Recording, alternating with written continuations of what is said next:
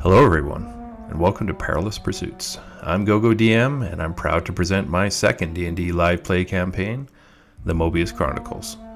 This homebrew campaign is a continuation of the characters and stories from my first campaign, Waterdeep Dragon Heist, and follows the characters as they uncover a dangerous threat against the entire world and beyond. So sit back and close your eyes as you join our adventuring party in the lands of Faerun and listen to their perilous pursuits. All right, are we gonna roll for recap? Everyone roll a d20. Oh yeah, natural 20. Oh, God. Hey, did you do Wasting it. I need to import it here. I know these digital dice are going to save me here. No, I got a 15. Wow. got a 60. Oh my god. That's 3 times higher than Nat I ever 20. got. The two nat 20s? You Two still nat make 20s. What a waste. Yeah, just Yep. Okay. terrible angle. Mike, you gotta get a 16. Mike, you're doing the recap. Okay. You gotta roll a d20 Oh, we gotta roll? for recap. You gotta beat a 15. I rolled a 7. Oh. Yeah. Microphone's up. I mean, speakers up a bit. I rolled a 3. There you go. That's perfect. Erdan should be doing this one anyways. Why is Yeah. that? Yeah, it's his fault we're here. Yeah, that's right. Yeah, this is we're on this mission for you. Okay. Omni Man, go for it. Is Spencer here? Everyone's here. Did he roll? You gotta. Trying to get out of it still. I think everyone got a nat No. 20 on that. Devin got a 20 and so did I. I don't know what Spencer got. I got a 16. Oh, there you go.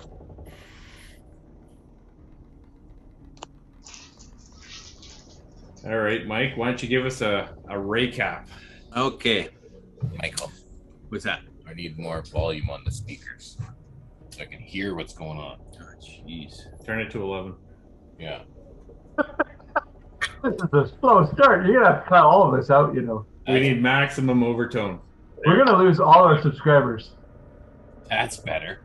Okay, yeah. So, left off, we left the city of Waterdeep on a mission. From God. We boarded the Zephyr, I think it was called, the ship here that we're on. Yeah. Jarlaxle challenged us to a race, and we declined. And then we found out that the ship was actually an airship, and it took off from the water and started booking her away. And for some reason, the Blade Singer decided to get caught with stolen property belonging to the two gentlemen that were escorting us to the Isle of Evermeet. Then we met the Kenku cook who spits in everybody's food. What else? Then Some smoke on the water. yeah, and then a dark smoke came up and caused the one elf who had a necklace that was to get us through the storm to Evermeet. He fell overboard, and when we finally recovered him, the necklace was missing in a manta ray shaped submarine owned by Jarlaxle. Allegedly. Vicinity. Allegedly. Allegedly, yes, allegedly. And now we have no way to get past the storm. So you guys are the ship has landed in the water gently beside you guys, and you guys have pulled everyone up out of the water, and you're all kind of floating there in one spot. You see the storm off in the horizon, just lightning flashes, this big roiling black cloud. Can we see the manta ray shaped submarine? Can you what? Can we see in the water the manta ray shaped submarine? You could roll a perception.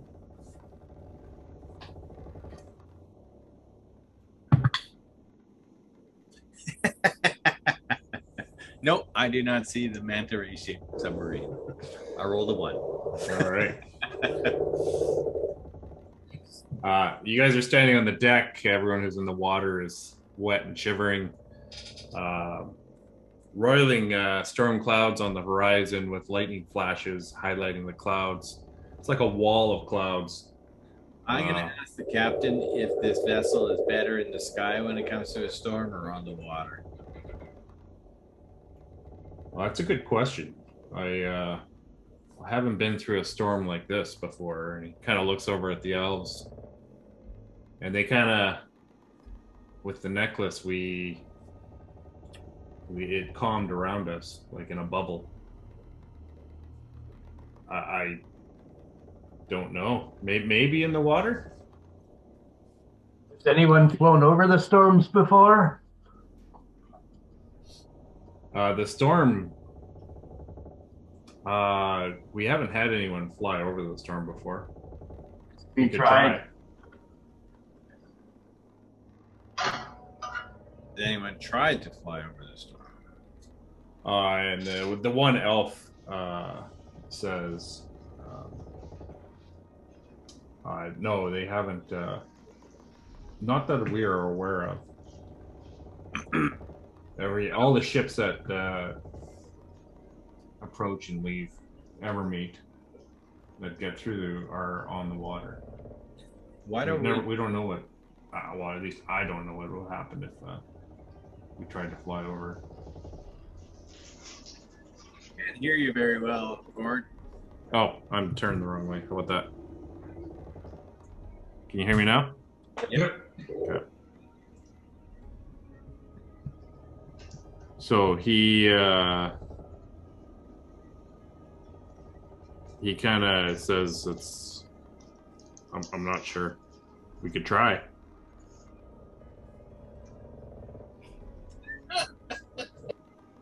You can certainly try. What if we just work our way higher and higher in the sky just to see if we can see the top of the storm? We'd be able to see if we're above it or not.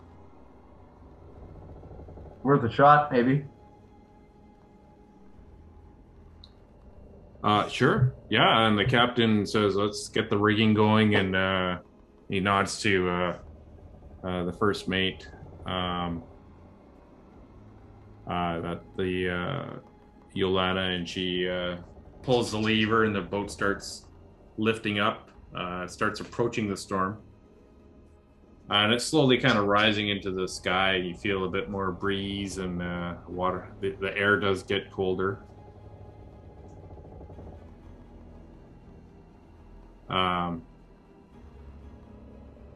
Viteris just talks to his friend. He's just shaking his head. He's trying to figure out what happened to him. I think it was the drow that did it to you. I was conscious, but and I saw myself falling, but I had no control over myself. It was very odd. I thought I was dead. I don't know how I survived that. Well, Revy, come on. Revy saved your life. He did. He bows to you, Revy, and thanks you. Let off a ship flying in the air. Like, that was heroic. I am forever in your debt. Good. The debt can be paid by freeing our patron from the hold.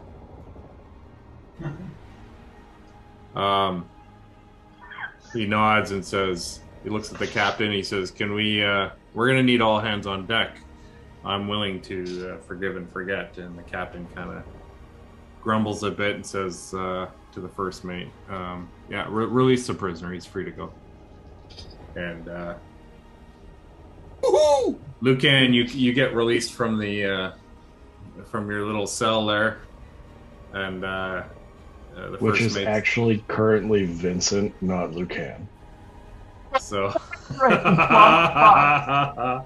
And the so game. what do you say, Vincent? Woohoo! Woohoo! sort of step up and stretch a little bit.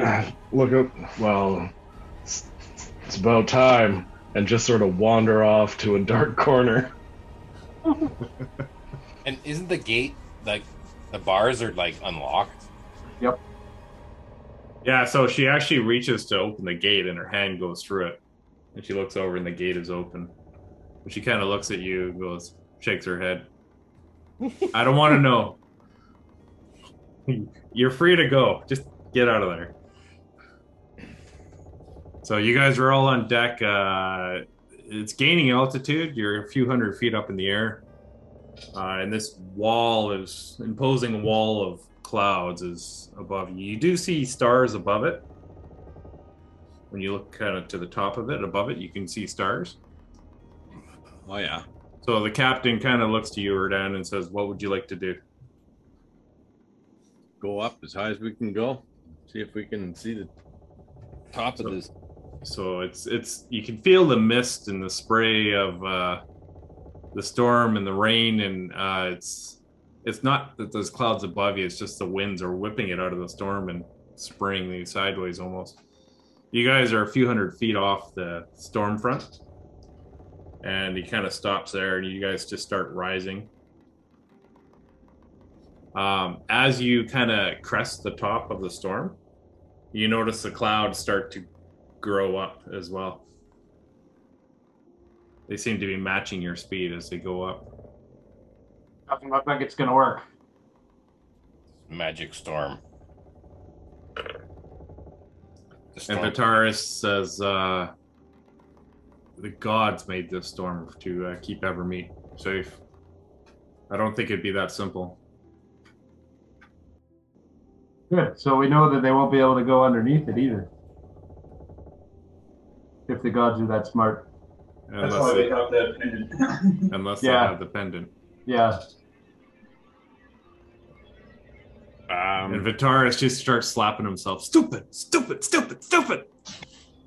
But they didn't have the pendant the last time, right? What last time? Well, the drow that just recently invaded your space. Unless they snuck onto one of our ships. Oh. That's the only way I could. Oh, maybe unless they had a pendant from somewhere else. We don't know. We haven't been able. We've been interrogating them, and I think that's what L'Oreal wanted to bring them back to Waterdeep. Is some of the questions like that. Maybe we could go up as high as we can and then just dive bomb through the storm and hope that by the time we reach the other side, we're in one piece. The captain looks at you with his eyes raised up. He's like, "It's not our ship." Really? We're just gonna kamikaze. Yeah. It's a rental. On the flagship. It's a rental. Yeah. This is going to be quite the maiden voyage of the Zephyr. Drive it like you stole it. Oh shit! He kind of looks around at all of you. All right, up we go, and the ship just keeps rising. The captain's okay with this? Theodore will tie himself off to a mast. Yeah, and he says, the captain says, "Release the last catch ropes." And you see ropes all around the edges of the boat get thrown off, and they hang about 50 feet down below the boat, just in case. I want to tie myself to this winged masthead because it might fly. It might glide a little. So that's made out of metal, eh? Oh, is it? It's an anchor. It's a good lightning rod, is what he's saying. Yeah. I'll tie off to one of those ropes then. I'll pull one of the ropes up and tie myself to it. Sure. So you got a bit of room to move around too. You can move around the whole deck. So. Do you have featherfall? Yeah. Yeah, I'm gonna stick close to Luke. All right. So. And it's at this moment that Lucan and Vincent switch places again, so you're standing next to Vincent. But you think it's Lucan. Yeah. It's all good. You feeling good? Okay. Yeah. So, the lightning is just crackling, like it almost is like it's in anticipation of something happening, and the clouds are roiling up towards the stars with the ship. I can't believe this is actually happening. Are you sure this is a good idea? I don't know. This is what. I'm gonna. What do you call it when you call upon your god for a favor? I'm going to Pray. Pray. Yes. What is your It's god? spelled commune. Commune. but I'm you gonna have try that? and commune with my god. And who is your god? I do not have that. Lothander is his god. You can roll a D100 if you want. Lothander is also the god of the storm. Is the god that created this storm. So, I'm a Corlon. cleric of Corlon. Yeah. or that's what I meant. Corellin Larithian is the god that created this storm. Right. Okay. So a D100, eh? Okay. Can I give him advantage on that? No. I'm going to pray too. I'll also pray. Yeah, you guys can pray.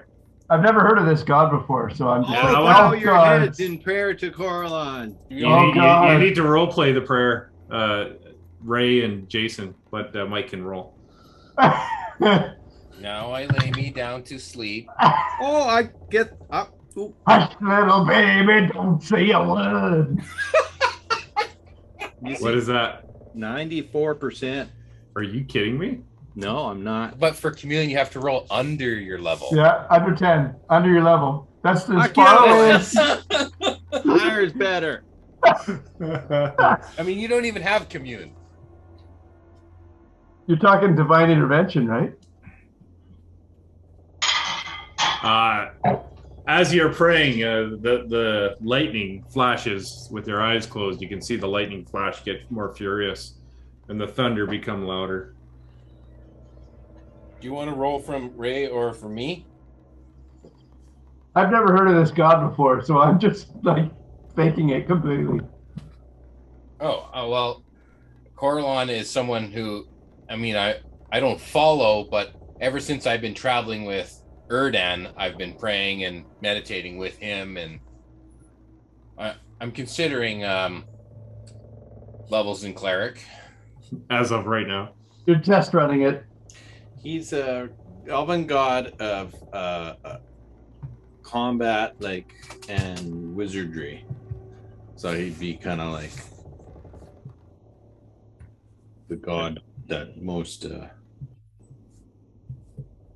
blade singers would follow. If you want to roll, it's going to be harder to do than what Mike. Okay, but what kind of roll? D100. You have to roll a 1. I got an 82. Oh. Yeah, it's the rain's whipping your hair and the lightning's flashing, and you're not really you don't know if what you said was heard or not. Does his wig fall off? Roll for wig. Roll for wig. Roll for glue. You want a wig check? Yeah. That, percentile dice or Yeah. Do I roll a d20 for that? I don't know what you would roll, but what did you roll? Okay. I rolled an 18 on a d20. Oh, Yeah, shit. the wig hangs on. Wow. It looks better now. It's a big poofy thing, so it's almost kind of blowing you back. It's like a big sail itself. Can I use the feather boa to like Rambo it around my head? Rambo it? You know, like First Blood? Bandana. Oh, okay. Odd. Sure.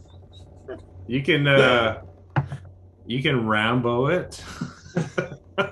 Ramboa. Ramboa it. There you go. You get inspiration for that. really? No, don't encourage him. That's why I don't So get inspiration. the captain Gregorius, he's talking to Yolana, and he's saying, "I think everyone should tie off here, just in case." Okay, I'll tie off. And he's kind of giving her instructions. Okay, we're going to tilt the ship down. We're going to do full sail. We're just going to barrel into the storm, kind of at a 45-degree angle and pick up some speed. And Yolena's just kind of looking at him with her mouth open like, really? You're gonna trust these idiots? I thought it was a bad idea. I don't know. No one else is speaking out against this, so. Yeah, So the captain puts his arm up in the air like he's going to say, "Go, make it so." Ah! Or engage. Just And he looks over you, Mike. second. He doesn't yet. Vitaris. He looks at you guys saying, "Are you sure?" Vitaris, how long did it take you to get through the storm? Oh, that was about an hour, maybe Oh. 2. More than 6 seconds. This is the captain. Like, he should know better. He's not sure what how to get through this. He's saying what you think is just as good as mine. He says I would prefer to be closer to the water in case we do fall out, but well, eventually we will be. the ship will be falling. If you fall out of the boat, the ship will be falling right beside you. Almost. Okay. Well, I'm not crazy about this idea, but I haven't done this. I don't know. Maybe it is better to go through it fast. Maybe it's better to Can we go at through least- it low. Can we at least see what rotation it's going in, if it's going clockwise or counterclockwise? It's I think it's going a in. hurricane. Is it? It's kind of roiling. I don't know if you would say it's spinning. It's hard to tell too. It's if you're not like above it looking down. It's all over the map.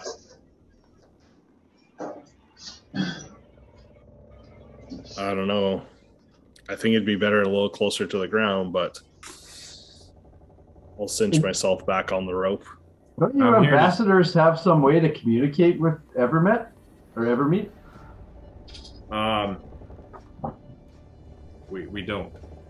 Well, that seems like an oversight. Well, it's the whole security thing, right? No magic shall penetrate the storm. Hey, Gord. Yeah. Remember at the end of the last session, I was supposed to. I didn't actually make a message, but I was supposed to send a message to through the Oh, That's yeah. right. cell phone. Do you have that written out, or what you want to say? I did not write it out, but it was 24 words, right? 25. 25. 25. 25. There's one of the words. So I'm gonna, before we head out, I'm gonna grab the cell phone and I'm gonna say into it, Jarlaxle may have stolen the pendant to allow us passage through the storm. We are going anyway. If we do not return, Kill him. What I was thinking. Is a word. Jarlaxle is to blame. I think you have about 5 words left. Kill that fucker! Pray for us.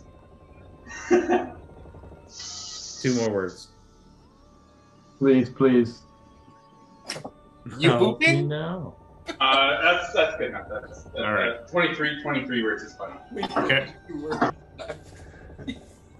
Beep beep poo poo. Beep, beep, poo, poo. Need new underwear. Send help. All right. So the captain says, "Last chance to change course here. Are we doing this?" Yeah, let's do this. What do Okay. we got to lose? I regret to be on the record. Who's Banzai. okay? Is everyone tied on, or are some people not being tied on? Yeah. Are you tied Who's on? good at Yeah, tying we're tied knots? Yeah, we're tied on. Who's good at tying knots? Somebody show me how to do this properly. One of these sailors can tie this knot for Yeah, me. his name is Slipknot. Yeah. Yeah. Slipknot will tie that for you. Yeah, he'll tie you Slipknot. the noose. They I don't know how to do have a this. new guy on here named Dagger that can tie your knots for you. That doesn't sound right. So Slipknot ties a knot around all of you. He seems pretty pretty happy with the knots. So you are all tied to the boat. Can I inspect the knots? Roll an investigation.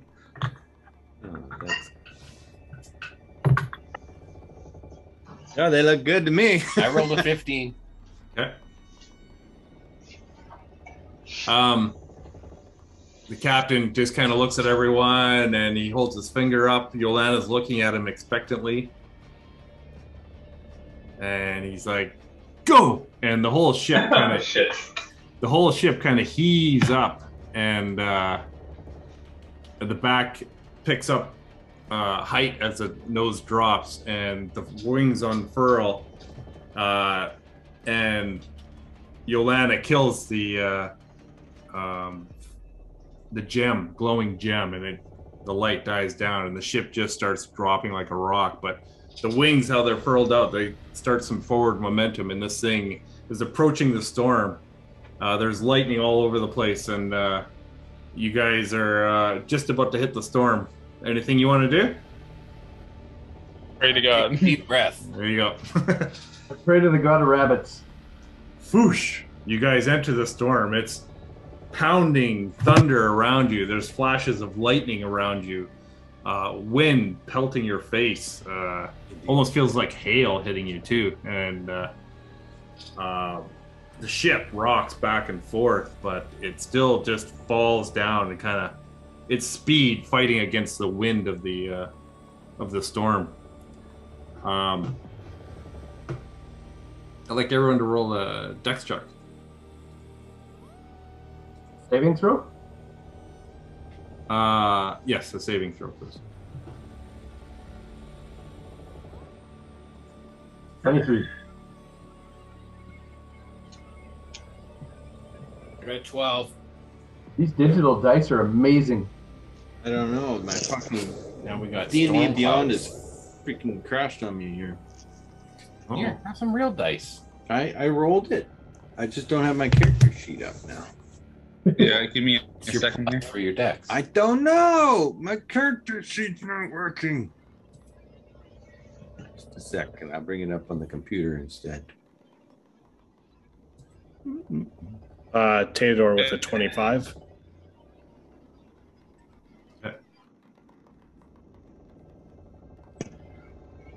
Not 20. There you go. So that's a 28, Gordon? Character. That's my D&D Beyond. Spencer, how about you? You log me out. Vincent rolled a 6 for a total of 9. Pick you up. 9. Okay. Your dex is +3. Okay. You all are able to hang on. You got your steady footing, even though the deck is angled at a 45 degree. Except Vincent, you hit a slippery spot and you just go sliding and you go whipping off. You kind of bounce off the edge of the railing. You can do a strength check to see if you can hang on to it. Oh, that's even better than Dex. Oh, that's a 3 plus 0. Can I attempt to hold on to the rope that he's on? You what? Can I attempt to hold on to the rope that if I see him falling? Yeah, we can get to you. Saving throw. But this all happens really quick as you guys kind of brace yourself. You see Vincent sliding across. He puts his hands down to grab the railing, but falls on his face and kind of tumbles, hits on his back on the side of the railing, and you see him go falling over the edge. Let's loot him. Vincent, you fall over the edge and then you go thung, and you're kind of hanging 50 feet below the And I'm sure there was ship as it's careening through these clouds, and there's thunder and lightning all around you. Oh yeah, that feels good. That feels good. And you're being whipped all over the place. Like the winds are just pushing you all over the place, under the boat, to the side of the boat. You're getting moved around quite a bit. But you are safe. Slipknot rolled a natural 20 on his knots. Oh, Hero. But you are NBC of the careening week. at the bottom of a boat now, 50 feet. I'm gonna pull yeah, the rope I'll- up if it's safe. I'll start trying to climb. All right. I So imagine it'll take me a while, but you guys see Vincent flying over the edge. What do you guys do? How close is he to me? Flap your arms. I thought he was tied off. You see the rope slung over the railing that he was tied off to.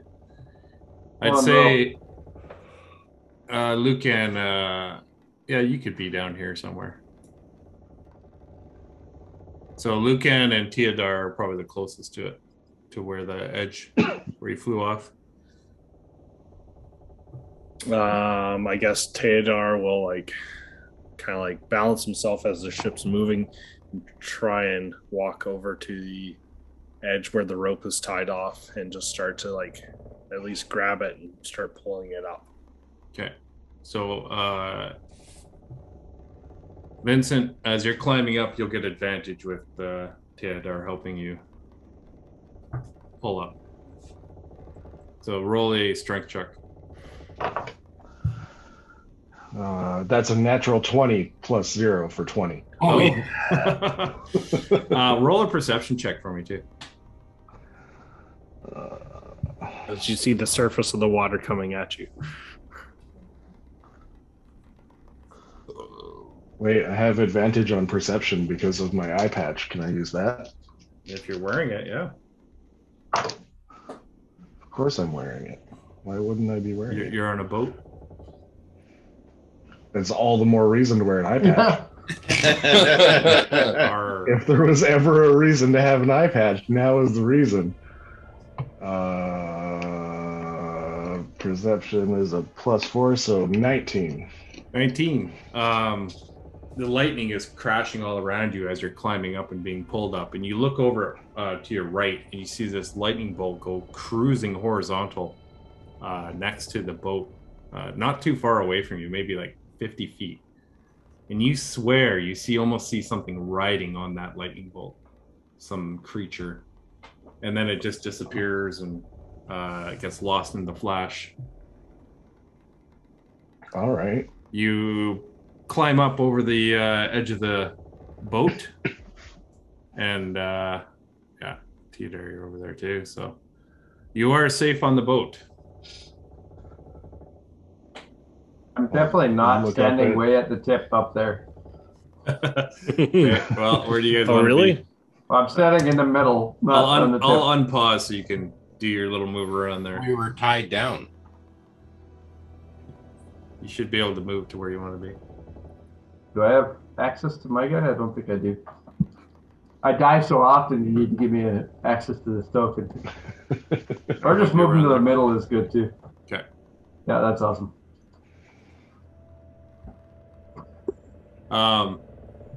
Yeah, the captain he's starting to pull out of his dive a little bit.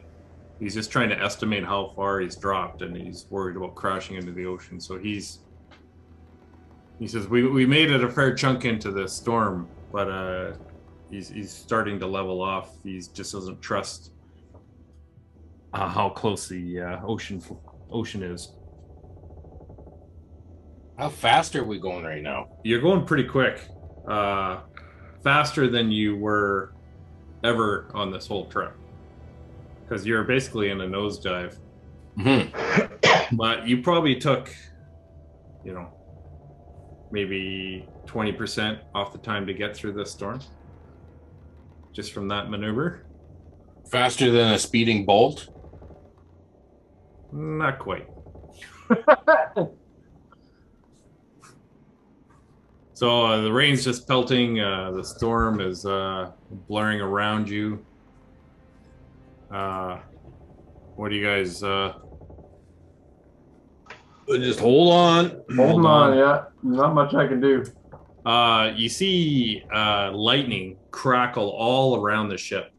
This kind of forked lightning, and Forked lightning? almost like an image retention. You just see spots of not quite lightning, but something else, and they just you can't focus on it because disappeared so quickly around the ship. You're not sure what it was.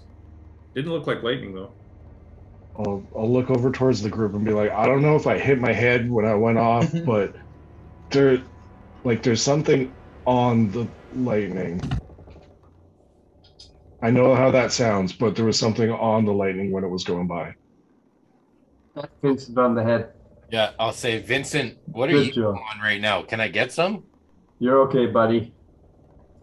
I would gladly share, but there's something going on here. It's more than just a storm. And Viteris yells out, the Guardians! And again, fork lightning surrounds the boat.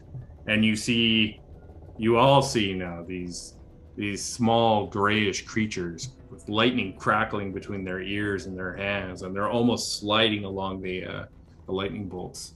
And they appear all around your boat, these creatures.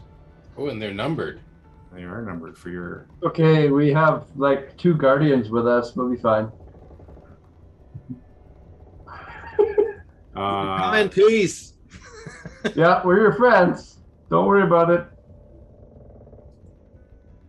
So they look like... I'll show you guys. Oh, fun. Oh, lovely. Yeah. What? They look like that. The little mephits. Little miffits? They're just little, like... They're not that scary looking, right? Mm-hmm. And you just hear this cackling laughter. I'd like everyone to roll initiative.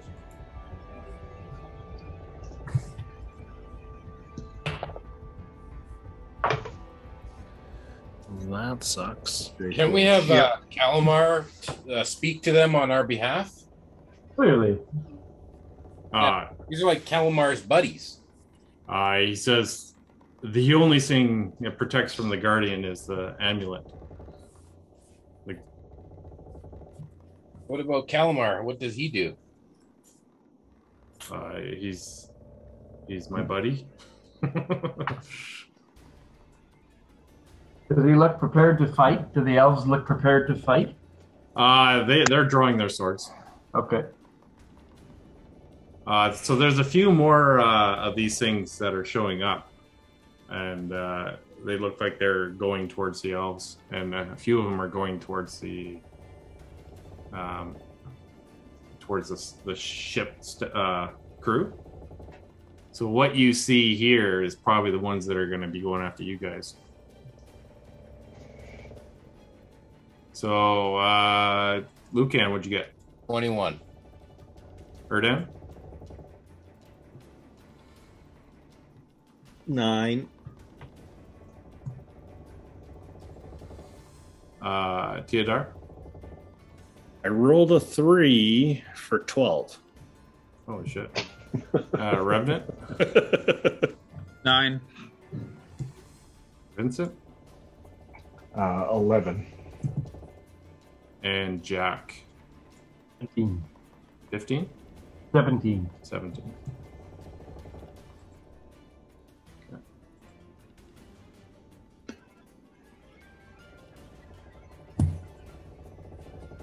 Because I'm doing it in D&D Beyond, you won't be able to see the initiative list, but all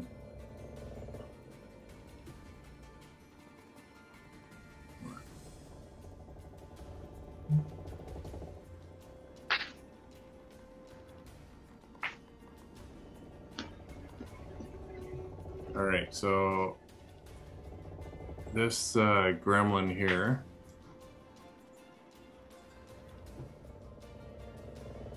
This little gremlin here.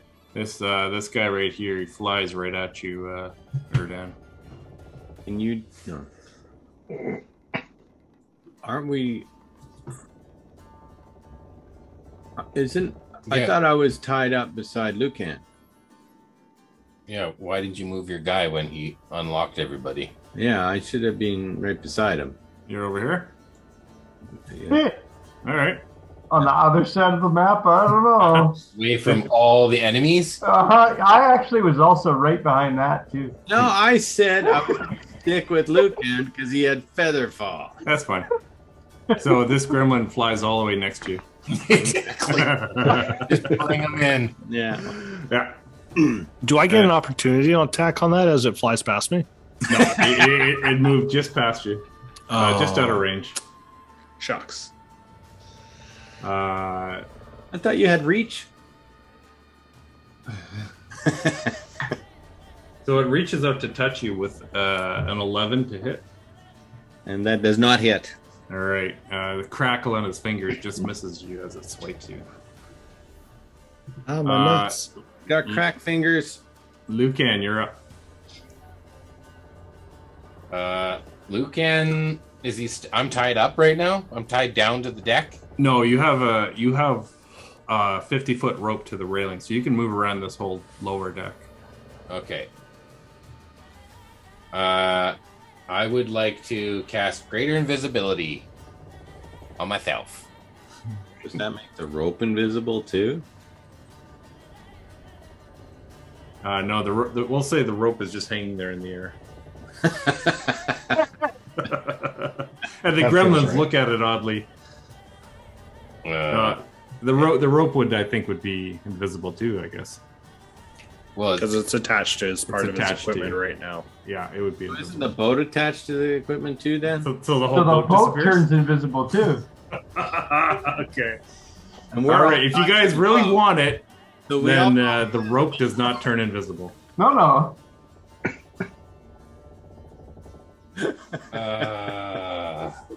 The rope alone turns invisible with Lucan. Okay. That's your turn. Are you moving at all? Action Blade Song. Okay.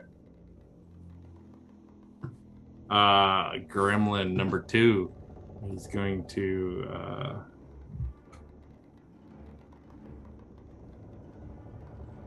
he is going to go here, and he's going to look at you, Teodar, and this lightning bolt comes shooting out of his fingers.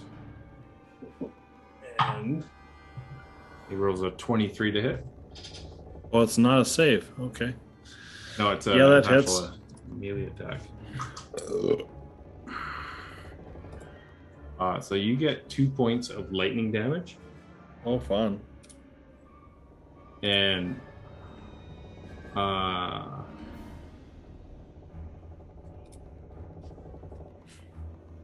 feel like I've been marked.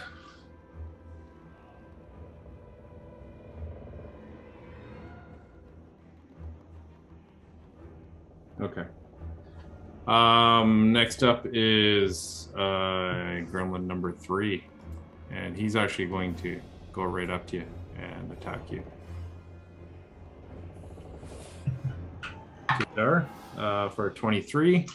Yep. And that is 2 points of lightning damage. Okay. You need to make a Constitution saving throw now. That's a 15. Okay.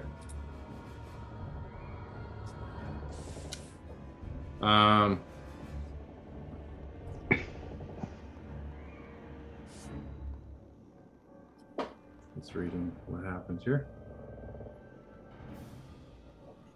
All right. So that was number 3. Number 4 is going to go shoot after Vincent. And he reaches out to touch you, Vincent. Okay. I keep rolling 17s. That's a 23. Yeah, that'll hit. For 6 points of lightning damage. Okay. And you need to roll a Constitution saving throw.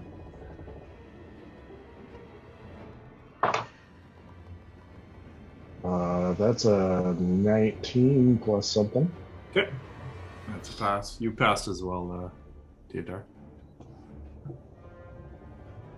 Jack, Fizuli. It's your turn. I Jack will use his bonus action to rage.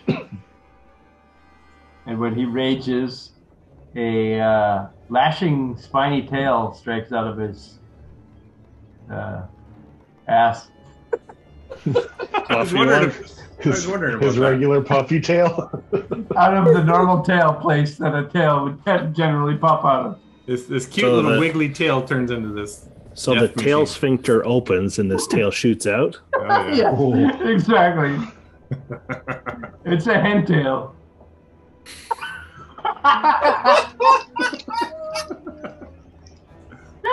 Oh man. So that's my bonus action. Yeah. And, You missed it. and then I'm going to step 5 feet northwest to towards number 1 there. And You're right behind Teodar. just this over to this Miffit number 1, so I'm within melee range of Oh, him. there. And then I'm gonna Northeast. strike out at him with a melee attack, and as I strike out with my empty fist, a psychic blade forms in my hand, and I attack with a nat 1. Do you have advantage because you're flanking? Yeah. Do I have advantage since I'm flanking? Can I step into flanking? It's not quite flanking. You could move to flanking if that's. Yeah, what you I'll wanted I'll walk more forward if I can Yeah, get a flank. to. On Okay, it. so you have flanking. Oh, that's a 2. A 1 and a 2. Dice jail. You can't dice tail digital dice. Yeah, you can. You just don't use them. All right, well, that's my attacks, and my movement's good. I'm good where I am. Okay. That's my turn. Let's see. Number 5 here. He's gonna come down and he's gonna go after Erdan. Ah, he's gonna go after Vincent. Why not? Oh, a nat 20. Yep.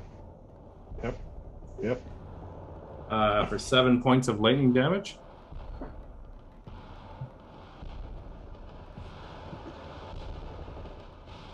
And you need to roll a Constitution saving throw.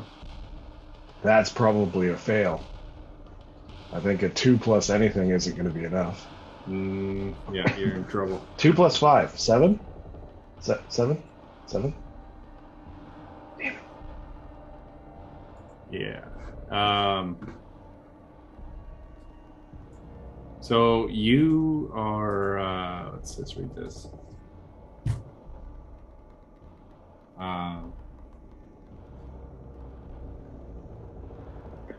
You are going to be attracting lightning for 1 minute. And for that duration, attacks that cause lightning damage have advantage against you. Okay. You have disadvantage on saving throws against lightning damage and lightning effects. Okay. If you take lightning damage, you will be paralyzed until the end of your next turn. And repeat the saving throw at the end of each of your turns. That's good. All right. All right. All right. All right. Teodar, it's your turn. All right. Got it right. This sucks. I am gonna take out my short sword and strike at number 3. Okay.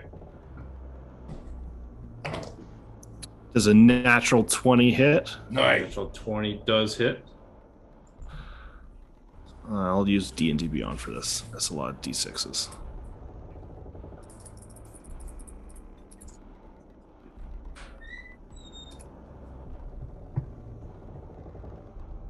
I do 33 plus 38 points of piercing damage.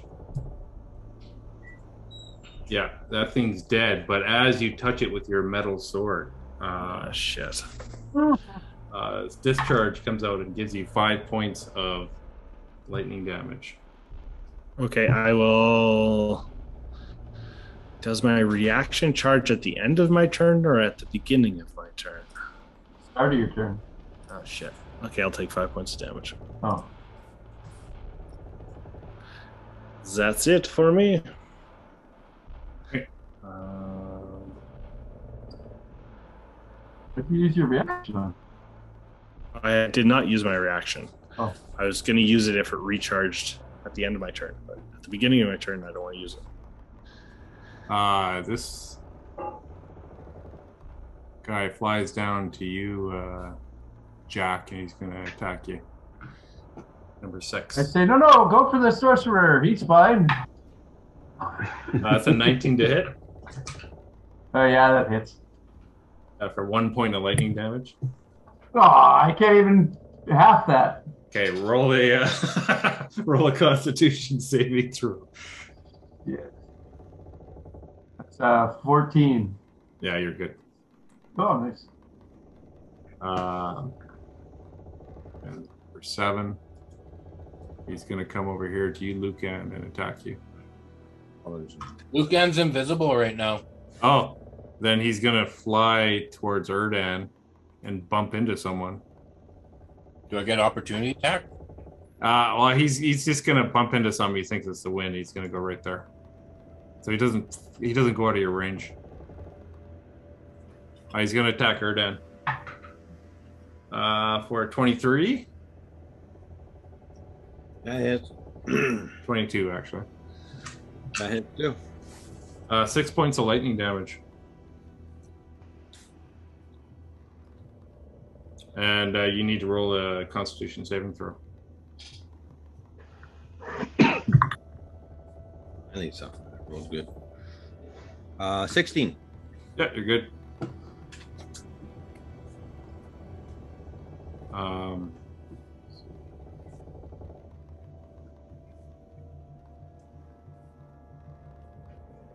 Vincent, you're up.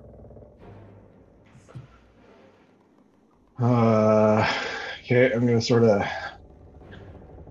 dip back on my left foot, and my eyes are going to flare up with a purple arcane energy, and I'm going to sort of wave my hand out in front of me and cast Acid Splash against number 5 and number 6. So Nice. they each need to make a dexterity save. Okay.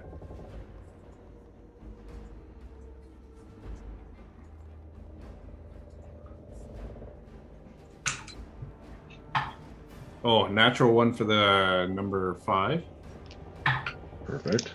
And a 18 for number 6. So number 6 saves, so will not take any damage. But number 5 takes the full damage, which is 10 points of acid damage. And he just squeals in pain as the acid just melts him. And he's dead. Perfect.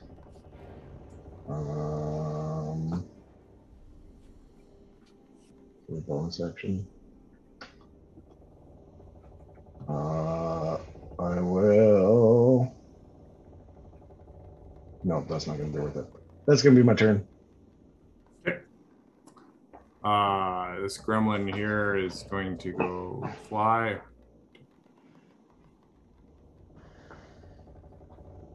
Oh, I'm going to make Jump my. up I'm there. going to try to make my save at the end of my turn. Oh, you don't have to do a save because you didn't touch it. You already for my affected. lightning. Yeah. That's right. Did you kill the one that affected you, maybe? No, it's Okay. not like a magical effect. It's like he got into his nervous system. So that's a 14. Okay, yeah. So you at the end of each of your turns, ending the effect on its success. Yeah, so you're no longer have that, which is good because it would have had Reach double down and I'll advantage. ground myself. And oh god. There you go. Wear some steel-toe boots. Yep, there we go. I'm in metal armor, so I'm in a Faraday cage. That's right. Number 9. Let's see. Dang.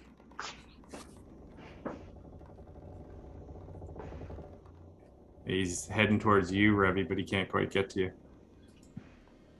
Erdan, it's your turn. Some off the map. No.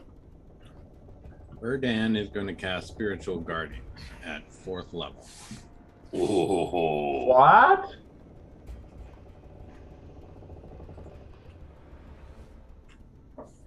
So is that just like a circle around you? It reaches out 15 feet from me. Right. So a 30-foot diameter. Yeah, so I'd be able to from here to here, close from here. Something like that. Something like that, yeah. And then a little bit bigger. 5 more. Because it's centered on me. It reaches out 15 from me. Oh. I'll say it's like that. Yeah. Something like that. Okay, so any creature that I see, I can designate not to be in it. So if I can't see the creature, or it hasn't been there when I first cast the spell, like a familiar. Bizbot pops his head out so you can see him. Bizbot says, "Fuck you, Erdan." Yeah, but you can't see Lucan. Oh!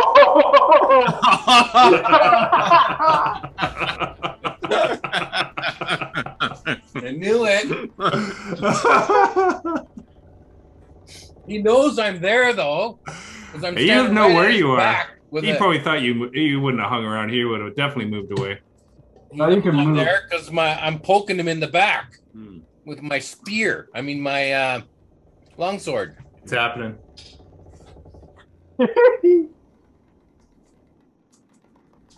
So does everything have to roll or on their turn? The start of their turn. Their turn there. Perfect. Yeah. When they first enter, or if they take their turn. Yeah. So 3 creatures plus Lucan on the start of their turn will be taking some damage.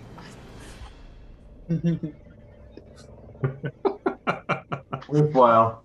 Erdan, is that your turn? Yeah. Okay, Revenant, you're up. Okay. Are the ship's crew in danger? They're fighting these things off in the distance or in other areas, and you can see them battling away with them. Hey. I'm just gonna go and attack the one that's closest to me there.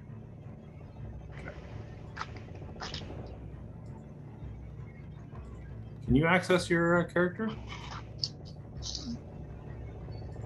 I can move him, but I was wondering if you can. I can do. I don't know. Oh, jeez, what did I do? You're drawing crap. How do I not do that? How do I get rid of those? There we Control go. Z, Control Z, Control Z. There we go. So you got to click on the top left on the person on the There we go. menu, and then you can select your guy. Yeah. Okay. All right, roll an attack.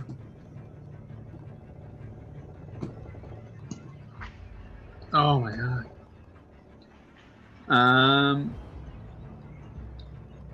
By the way, Gord, affected creatures' movement is half within this area effect. Okay.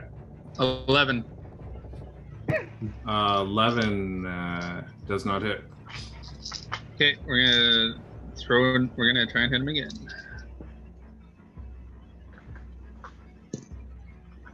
Uh, 20. That hits. For 8 damage.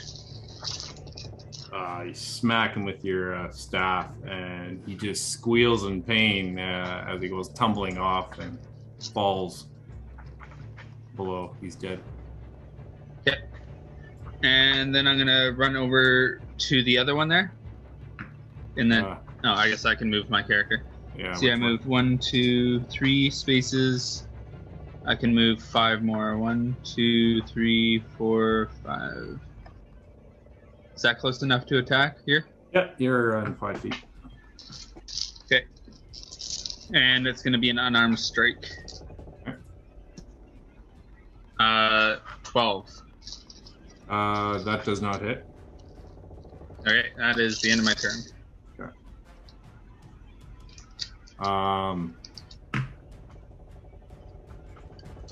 This creature down here, number 11, goes flying up to you, Theodore. Reaches out to touch you. Rolls a 3 for a 9, which misses. That's his turn. This guy is going to go, well, say 5, 10, 15, 25, 30, 35. He's going to flank. With advantage. And he's just cackling, like giggling. He attacks you. Oh, a 6 and a 3. That sucked. For a 12. Yeah, both of those miss as well. Oh, wow. Okay. So we're at the top of the round. And number 1, which is stuck between Jack and Erdan. It's going to attack you, Erdan. Has to make a saving throw first. Right. What kind? Wisdom saving throw. I think it passes. That is a dirty 20. It still takes half. Okay. Roll the dice.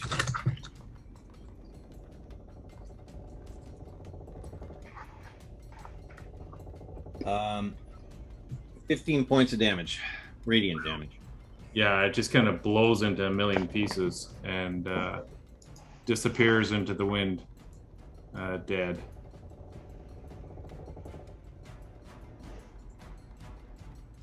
So, I got one. Lucan, it's your turn. Okay. Roll to see if you get hit by the spiritual guardians. What kind of save is this? Wisdom save. Proficient in that, aren't you? I know right now. Pretty sure you are. DC is 15. I got a 13. Oh, but I have advantage on saves, so I can roll again.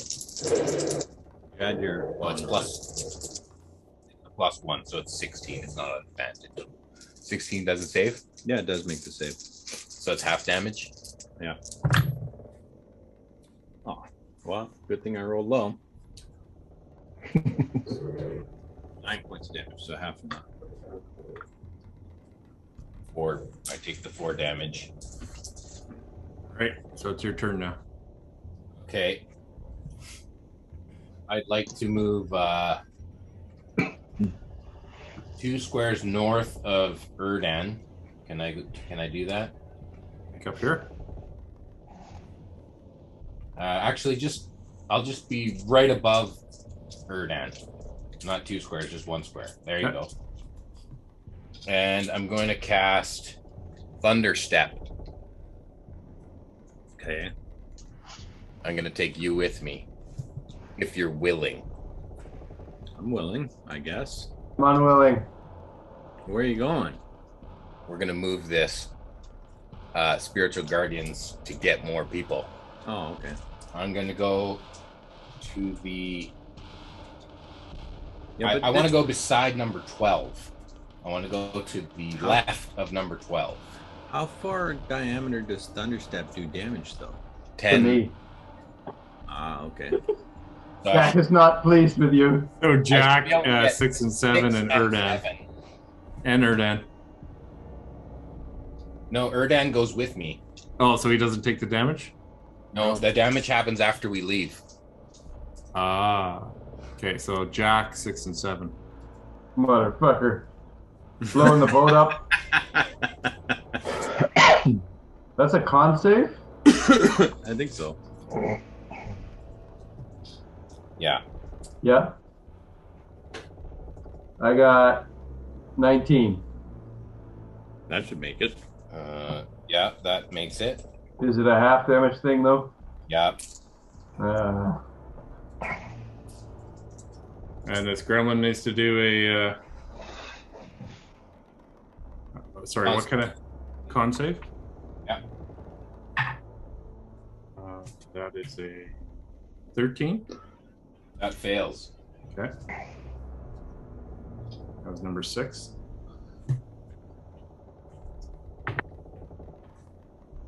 Number 7 passes. Was it 19? Okay, so it's 9 points of thunder damage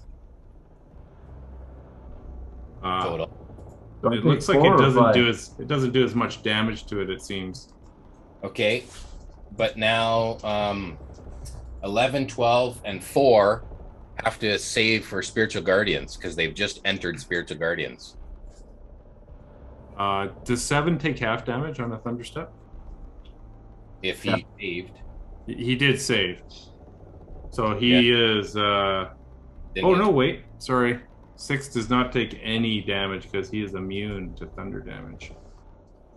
6 is? So it's 7B. Just they're all immune to thunder damage, so it didn't do anything to them. Yeah, but are they immune to spiritual guardians? No. Okay. So 4, 6, 12, and 11. And that's a wisdom save. Is it rounded down or up the damage? It's rounded down. Rounded down. Okay, so I take 4 damage. So 4. Jason, did you roll your concentration check for when you took what a shitty roll weapon damage?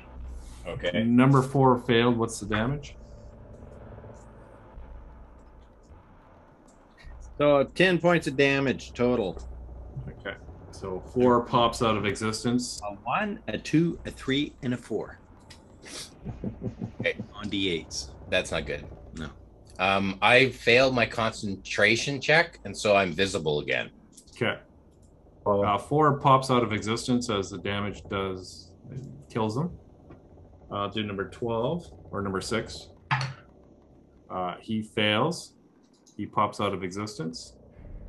They're just like pop, pop, pop, pop, pop, pop, like popcorn. So Like a bat hitting a ceiling fan. Yeah, exactly. More like a bat going into a wood chipper.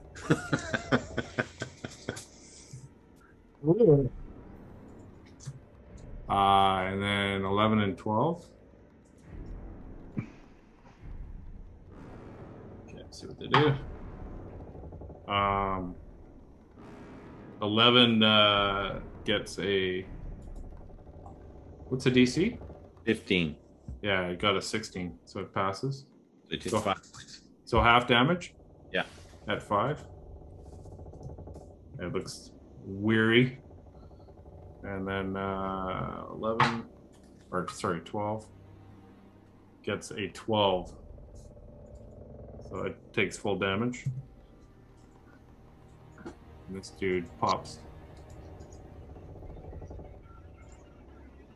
Like a glitter bomb into Lucan's hair. My wet wig. Yeah. It's full of glitter from these things now. And your boa.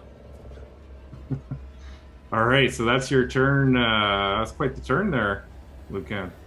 It's like a team up. Yeah, that's for sure. Well, I'm part of the team. My mouth is bleeding. 4 points of slap damage. I thought it was zap damage. This guy didn't like that at all, so he's going to go right at you, Lucan. And actually, he's going to fly to here. And he's going to shoot lightning at you at a range. Of course, he's not going to enter that bubble. He rolls a 14 to hit. No, that doesn't hit. Okay. Oh, so that's his turn. Jack, it's your turn. Thunder in here. Jack is confused by what just happened. He's never all seen beaten up. something like this before. He's like looking around like, what the fuck? I didn't sign up for this. And then he's gonna jump forward towards number 7. Okay. He's gonna recklessly attack number 7. Yeah. Go for it. And then, What are you attacking him with? Jack does not carry any weapons. He does have his tail, which can attack as well, but he doesn't use his tail. He just manifests his psychic blades as he punches this guy. Yeah, you missed that whole thing. You went to the bathroom. Yeah, I have a tail. It's a hen tail. It's fine. What? That's a net 20. So you're hitting it with your tail? No, I'm hitting it with my psychic blades. I don't use the tail. Psychic braids. Okay. Rabbit. He's got like a little bunny rabbit tail. No, it's a scorpion tail that exudes from me when I It's engorged. when I rage. Okay. When he gets excited. The blood has flowed. I'm really bad at being a rogue. I don't know how much sneak attack damage I get. Never seen a rabbit's penis before, but now I guess I 2d6.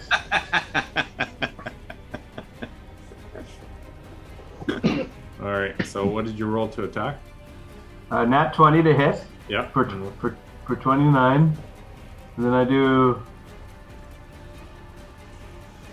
11 damage plus 24 damage. Yeah. So- This thing just kind of blasts.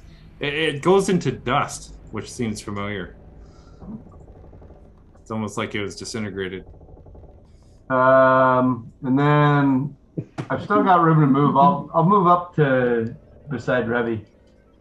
He's not letting it phase him. I don't know what you're talking about. That was a different character. I'm in character right now. Yeah. That's your turn? Yeah, I don't know. I can't really see how far I'm moving here, but I want to try and help Revy out by providing advantage potentially if I'm able to get. Oh, okay. So I don't know. I don't know if I can move. I have 30-foot movement. Yeah, it's not just one. You need 5 more to get advantage. All right. So you I'm can just get to carrying like Revy on. you can Jump! get to there. Jump! I can't jump. I don't. Oh, actually, I have a bonus action. I'll fucking bonus action dash. Don't you have rabbit jump? Yeah, I do. I don't need Okay. it. So you got advantage for Revy then with that Yeah. dash. Perfect. Good. One grabs you and the foot goes flying away. Teodar, you're up. I will rotate around to get on the backside of this guy, and then I will swing my sword at this guy for a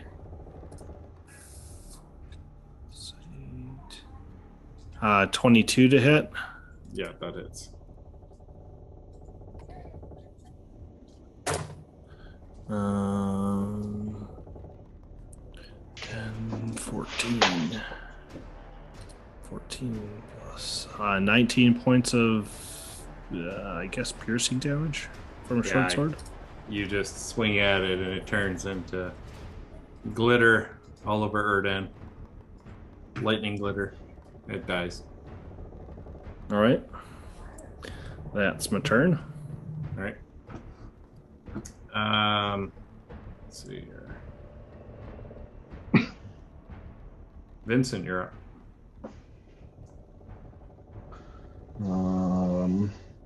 Feel like we got a little bit more room, so I'm gonna look over towards number 2. The eyes flare up, the hand extends, and this spectral hand comes out, and I'll cast Chill Touch on number 2. You have to touch it? Nope, it's 120-foot range. That's a 15 to hit That hits. for 9 points of necrotic damage. And it just fades away as it just melts into this black pus and drops down below. into the ocean in the storm. It dies.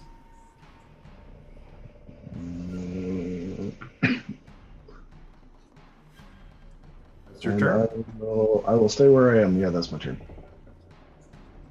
Okay.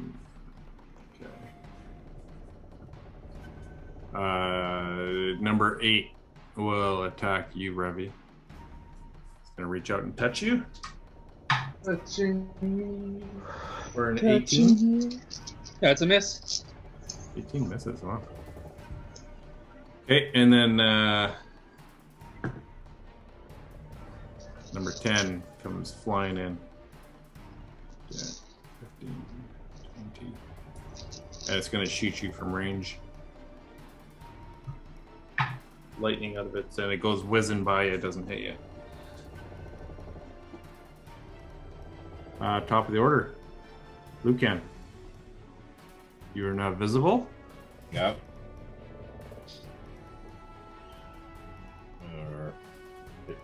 I only see 10 and 8. That's the only targets I see. You see 10 and 8, yeah.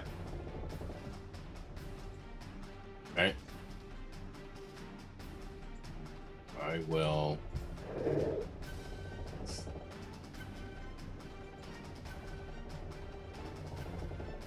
I'll just shoot a firebolt at number 10. Okay, go for it.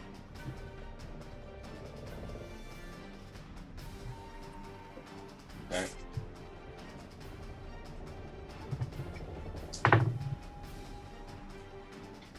That is a 19 to hit.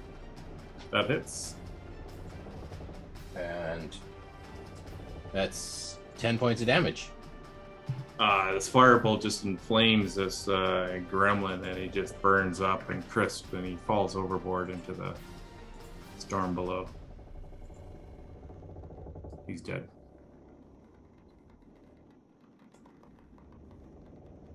Well, give a high five to Erdan.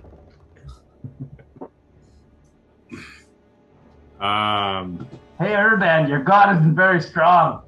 Jack, you're up. Jack. You're at advantage. Yep, I will attack with my psychic blades.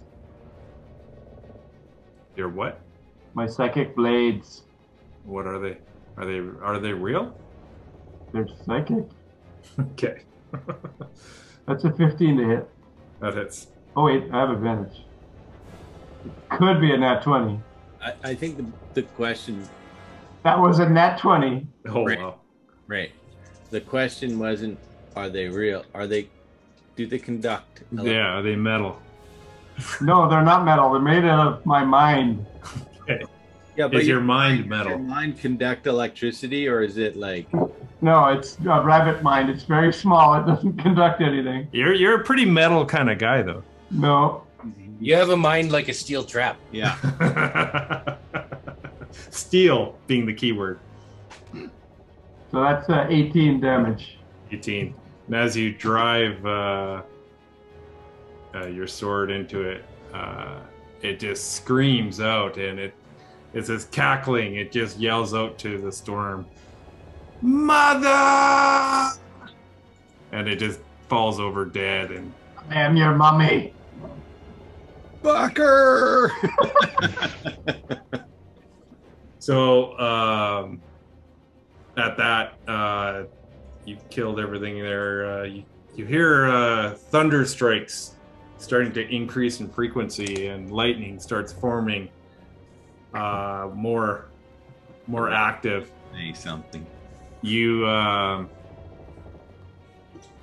the lightning starts crashing to just the north side of the boat into one point from all different points, and the white lightning starts to blend into colors of blue and purple, and you see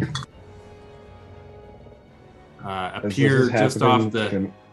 Sorry? Can I cast? As this is happening, can I cast invisibility? On your turn. We're still in initiative. Okay. I've seen you already, so don't worry about it. Just off the what is that? Port and what's the other side? Huh? You know you're going to take damage during this. At the The start of starboard side. The starboard is on the starboard side. So to the north there, this lightning starts forming, coalescing into a figure of pure lightning, and you see this form floating in the air in front of you. Oh. And it's just Yes, crackling with please. lightning as it just kind of gazes over the ship and at all of you. Come to Papa. Electro. I don't think so. well, we talked to her.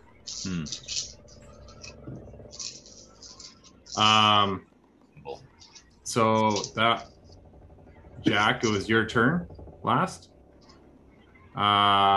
It's actually this turn. This thing's turn. It appears. So I actually got to show it here. Get my bonus action still? Yeah, you could do your bonus action before it showed up. Oh, okay. Not after. I will assume that we're finished fighting then. Yeah. I'll just walk towards the group. Okay. You can go that way. Perfect. So this crackling creature made of lightning looks down at all of you, and or what? No.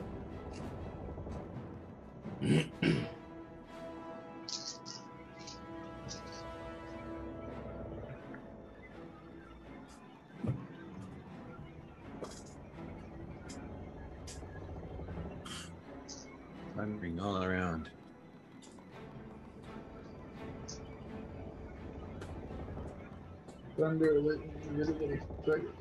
it's gonna come after you. It's actually gonna go. It's a large creature. It's gonna go kind of right in between you guys here. Oh, she's right in your face there, Lucan. Oh, opportunity attack for Lucan. I left anyone's range. She is going to. She comes right down to the deck. She entered the thingy. She got to make the saving throw. Right. A nat 1. That's good to hear. He just dies. You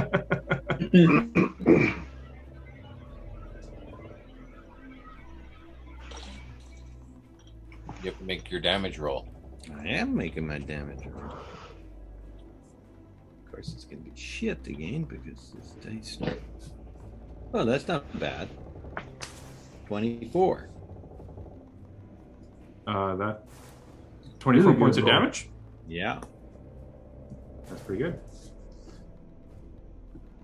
2 7s, an 8, and a 1. She's going to look over at you, Erdan, and she is going to reach out with a big arm and slam against you. Oh, that's slow. What's that? It's 16 to hit. Does not hit. Okay, I can use that again. Oh, that's going to hit. That's a 26. That does hit. Oh, painfully slow. Ooh, double 8s on 2d8. For shit, that is 20 points of bludgeoning damage to you. Oh my god, that is a lot. Plus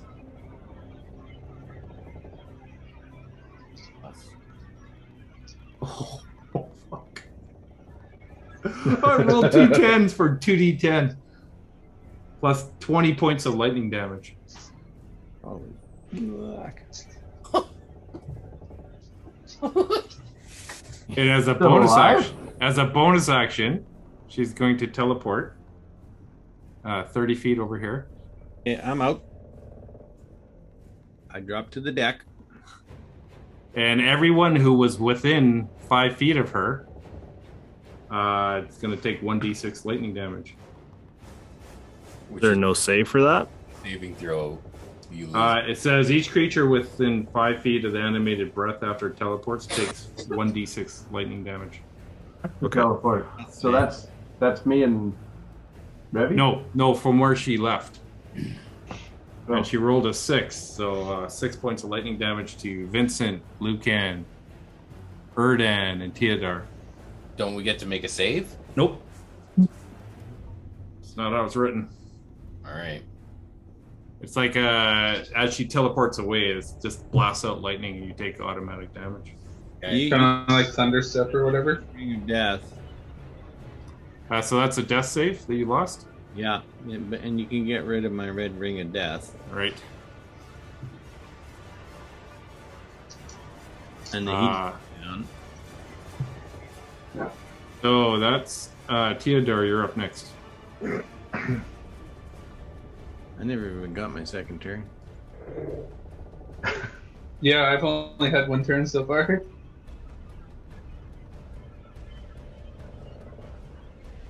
Could have been dodgy. I think Revy missed it. Did you miss a turn, Revy? I've only had one turn. Oh, okay, well, take a turn now before Teodar. Oh, okay. Well, I'm gonna hit it. Let me just smack it. Oh my god. 12? Advantage. 12 does Oh, not do I hit. have I have advantage? Hold on. Yeah, you do. 15. 15 just hits. Hell yeah. Mr. Klutz. 8 points of damage. All right. You kind of smack her and she kind of turns to you and looks upset. I'm gonna use my second action as a dodge, and then I'm gonna bonus action unarmed strike. Because I really don't want to get hit. 19 to hit. 19 hits. And 7 points of damage.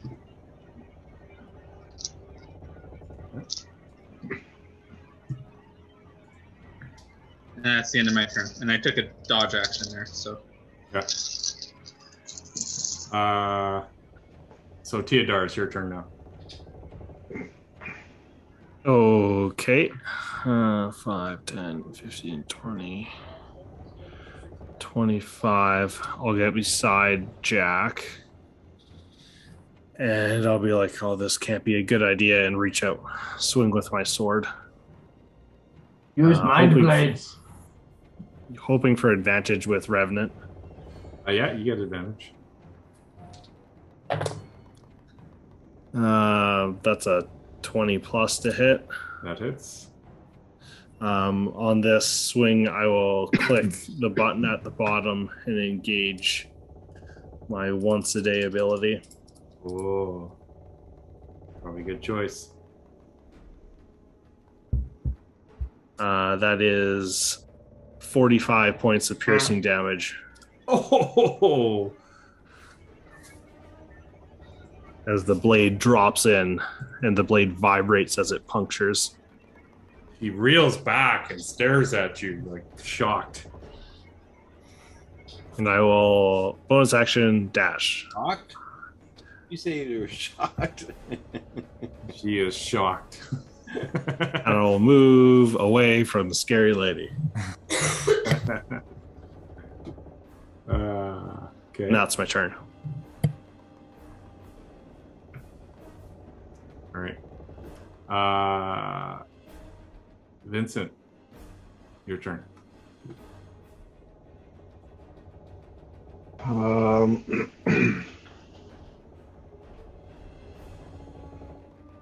am going to bonus action, spend some sorcery points to summon my Hound of Ill Omen directly beside the ball of lightning creature that is terrifying.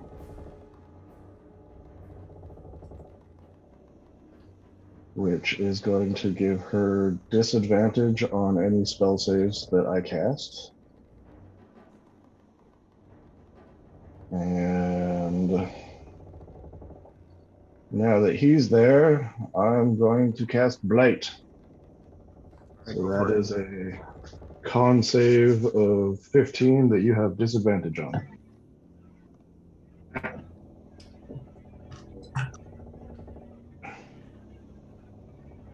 Ooh. That's a 7. Cool. So that is 8d8 of necrotic damage.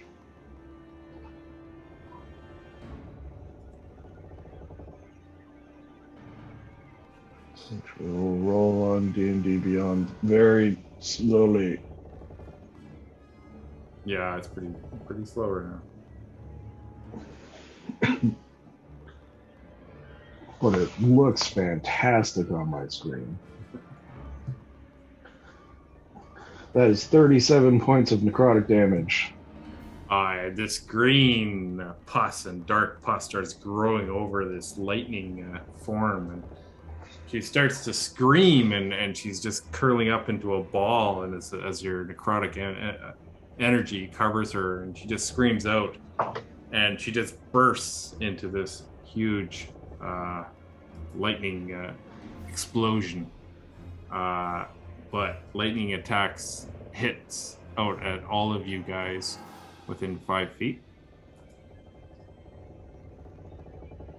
I think I moved with Theodore, right? I You moved rolled away. shitty too, so 3 points No, of lightning damage. I made sure to get out of that in case that happened. How much? 3 points of lightning damage. Oh, okay. She could have been way worse. When she did it to Erdan, she rolled 2 10s for 2d10. And you rolled a 1 and a 2?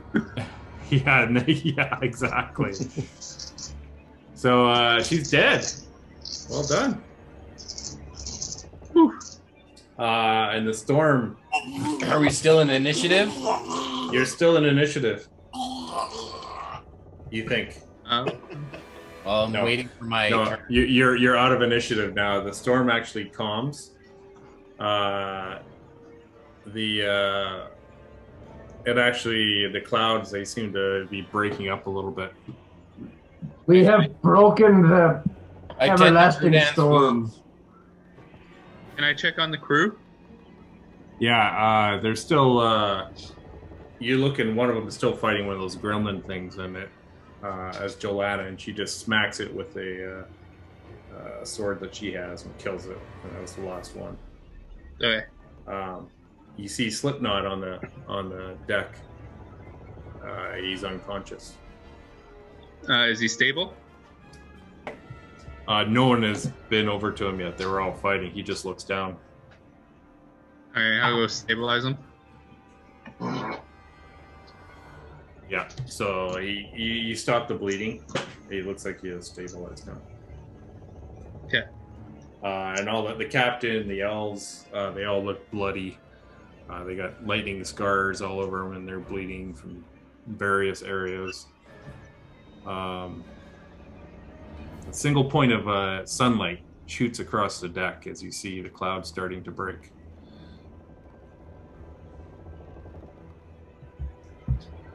Look, Erdan, the sun is peeking through the storm. You're gonna be okay. I'm still unconscious. No, I can't do anything to help you with that. I'm sorry. Okay, I give Erdan a regular healing potion. Was it 2d4 plus 4? No, I forget. 2d4 plus 2. 2. And I comfort him. I cradle his head in my lap, which is soaking wet right now. From the storm. Pissed himself. Oh, I got 8 hit points. Where the creature was when she exploded, there is a dark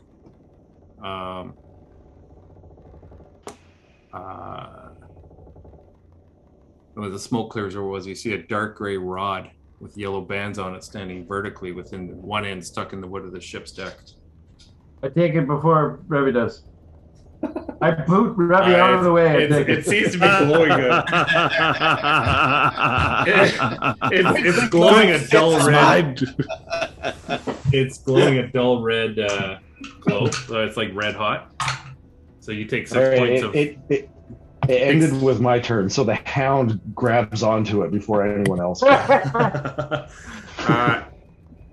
Well, no, the hound's gone. The hound's gone. Jack, you take 6 points of fire damage as you grab this thing. It's hot. It's like glowing red. There's lightning sparks crackle in the ionized air as it dissipates from it. Who made the killing blow? Vincent. It was me. Vincent killed it.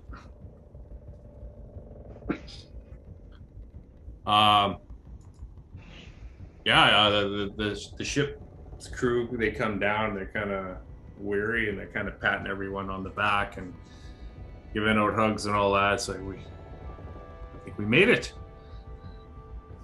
And they all kind of look at you, Teodar, and that sword of yours, and wonder what. That's quite the weapon you have there. The captain says. I'll flourish it back and forth and slide it in. I said, "Pray you never get to meet the other end." I think we just witnessed what happened. Are you taking that rod, Jack? I take the damage? You took 6 points of fire damage. So well, then yes, I'm taking the rod. Yeah. And as it gets lighter and lighter as the boat gets into mistier and lighter kind of clouds. The wind has stopped, the rain has stopped, and you feel sunlight piercing onto the deck, and you see glimpses of water below and greenery and shoreline, and you come out emerging from this misty fog, and you see this beautiful green forested land as far as the eye can see. It's an island, but it's a big island. Pull up! Yeah, you're still a couple hundred feet above. Into the storm. To the north, you see this gleaming city that you recognize, Erdan. And Batari says, "Over there, yeah, we need to." He tells the captain, "We need to go that way."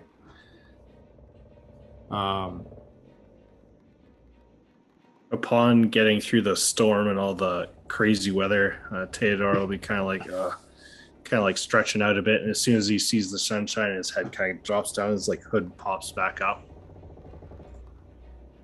Okay.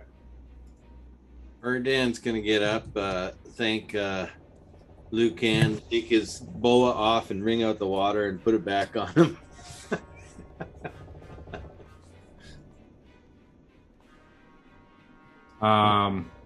And now, yeah, the ship starts flying towards this gleaming city in the beautiful blue sunshine.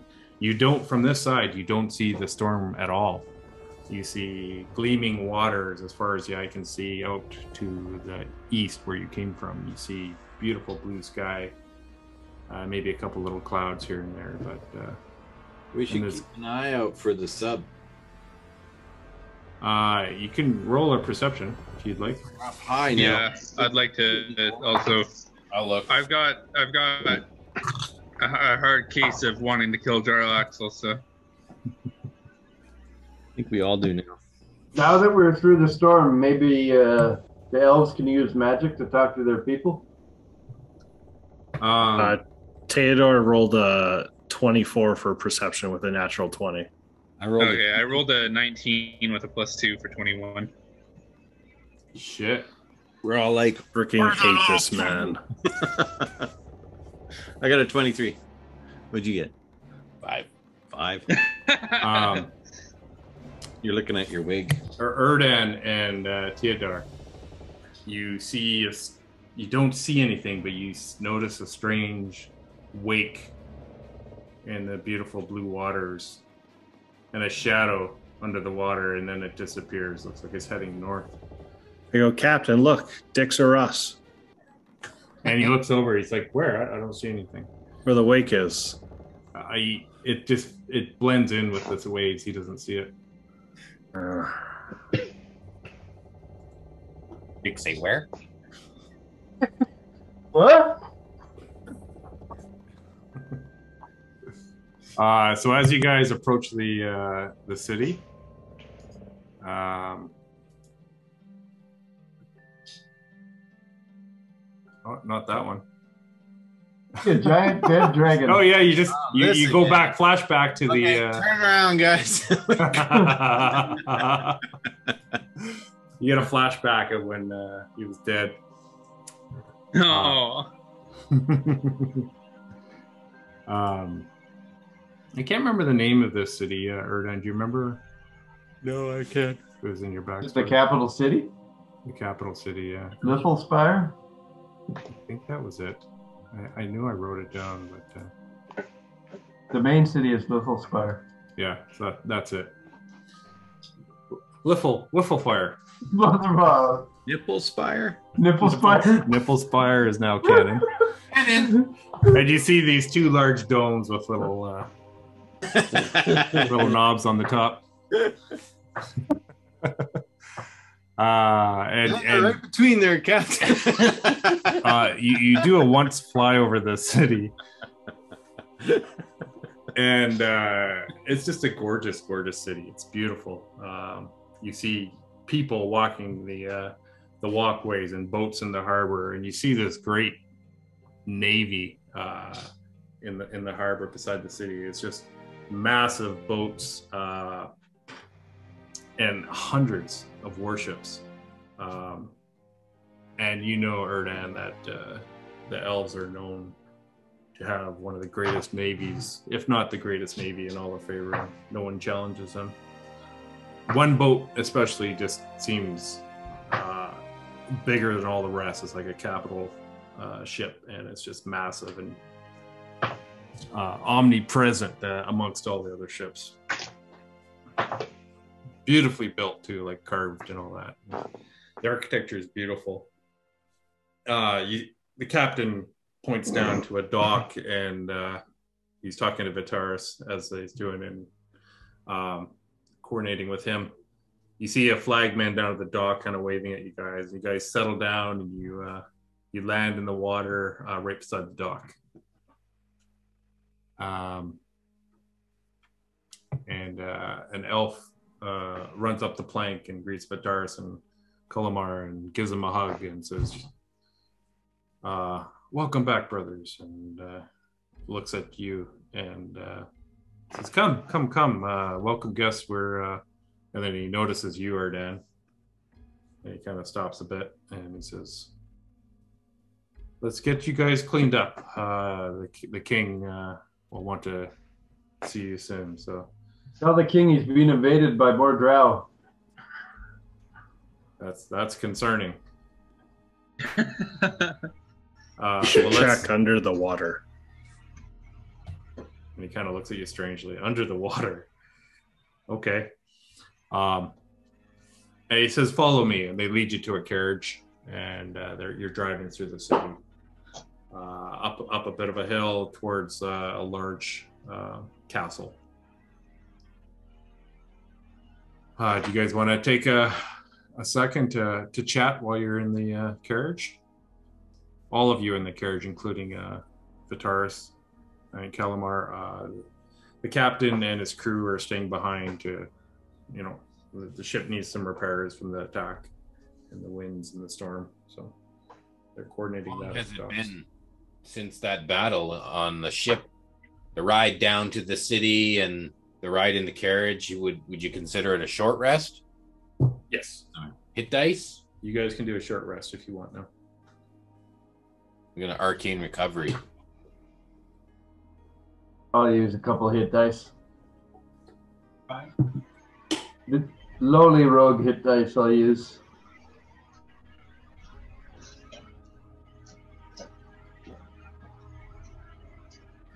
So you guys are going along the streets, going up the hill towards the castle, and Erdan, as a ton of memories flood your mind. This is so overwhelming to you. You thought you'd never see this again. I see why you left. Looks like nipples. Do we take a quick break? Yeah, we can take a quick break right now. Awesome, thanks.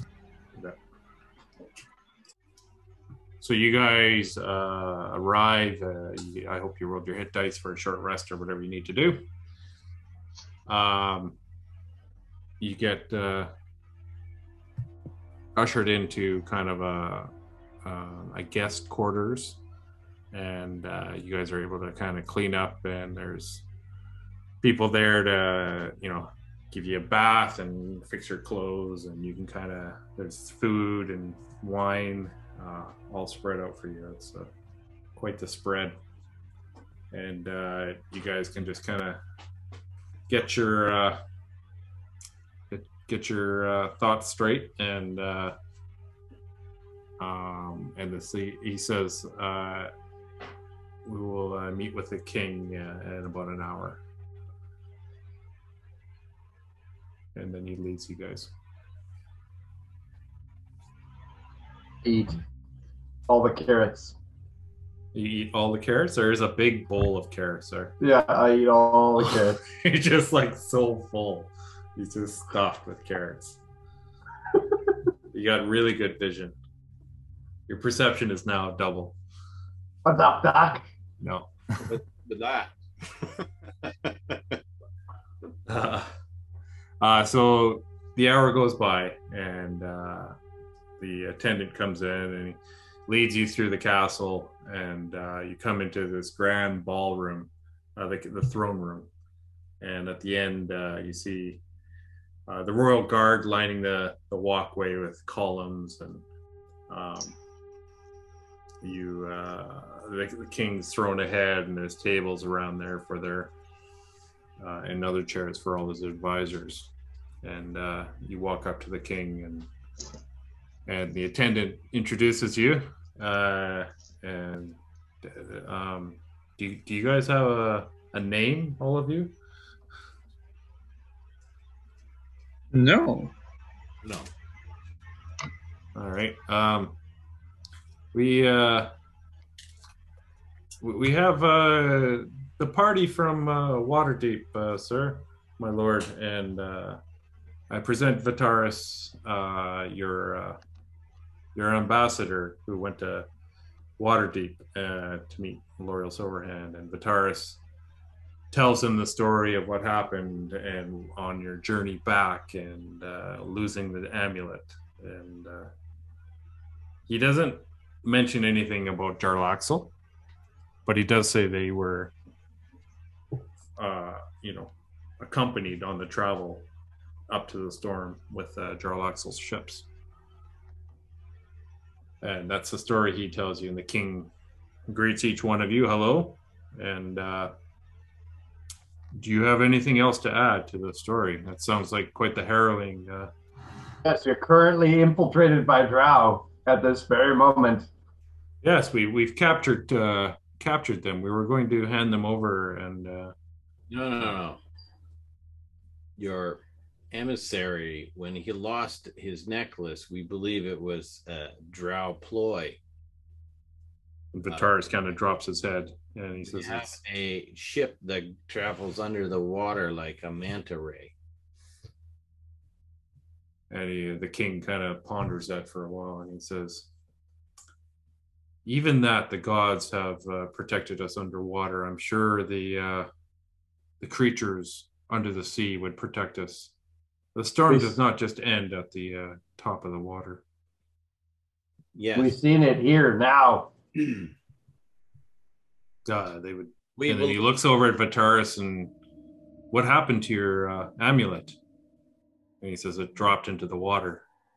We believe that the Drow may have bewitched him and taken it through magical means.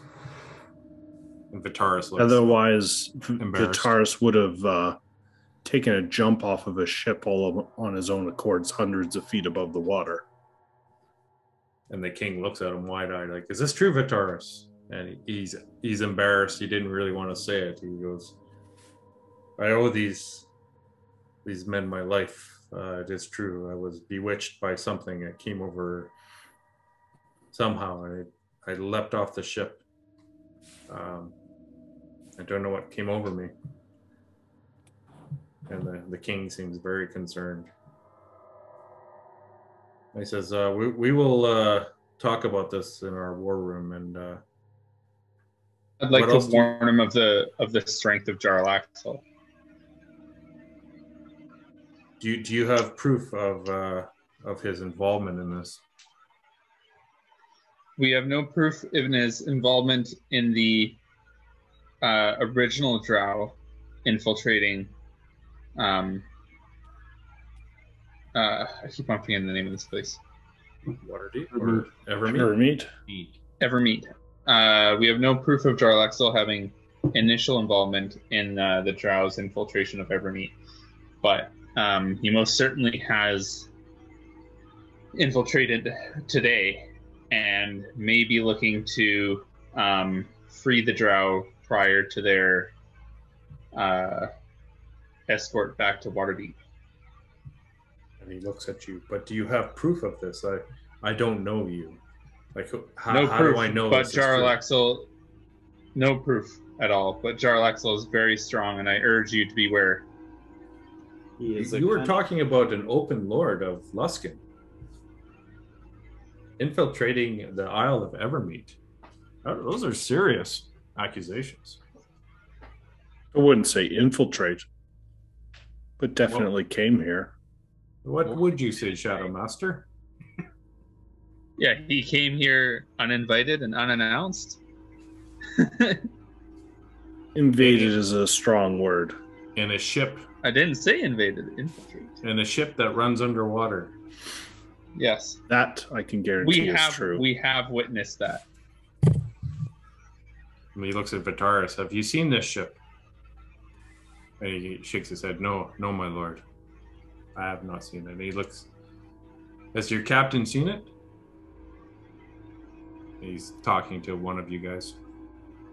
I don't think we witnessed it on a prior myself occasion. And Erdan that had seen this. I also saw it. He says, "Well, it's worth. It's hard to believe that anything could get through, but we will put extra watches out for this." And he nods. He says, "Search all the coastline for this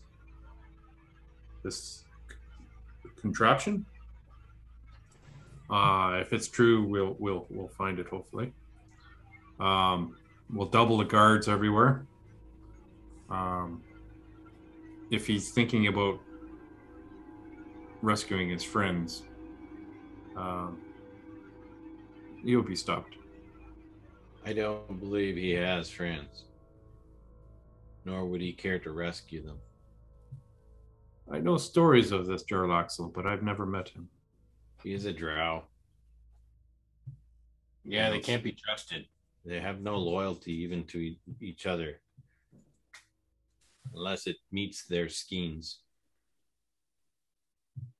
That sounds like a very wide brush that you paint. I would say he's honest to his own interests. And anything outside of that, I would not want to be. That's fair. Well, I see that you guys have cleaned up. We are, as honored guests, we will be having a ball tonight. We have emissaries coming from all over Evermeet. I would like to invite you to our ball tonight. And he looks over at you, Erdan, and he finally notices you. I've been speaking to him the whole time. Yeah, that's true. Yeah, but he kind of realizes it's been a long time. He realizes, he's like, "Erdan, is that you?" Yes, my lord. L'Oreal Silverhand sent me here as her emissary. Well, I respect the wishes of L'Oreal. And a tall man in gleaming silver armor with blonde hair and sharp features. He storms into the room with a scowl, and he's got a retinue of 4 guards. And he starts storming right towards you, Erdan.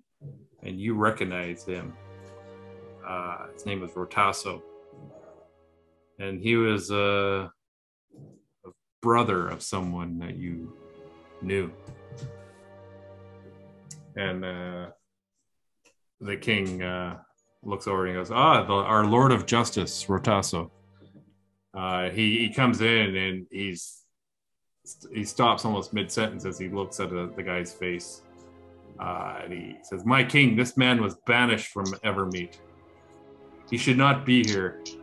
And he's just he walks right up to you, Erdan. He's like inches away from your nose. He's just sneering at you. "I should drive my sword through you right now." I have diplomatic immunity. Do those words leave his mouth? Oh yeah.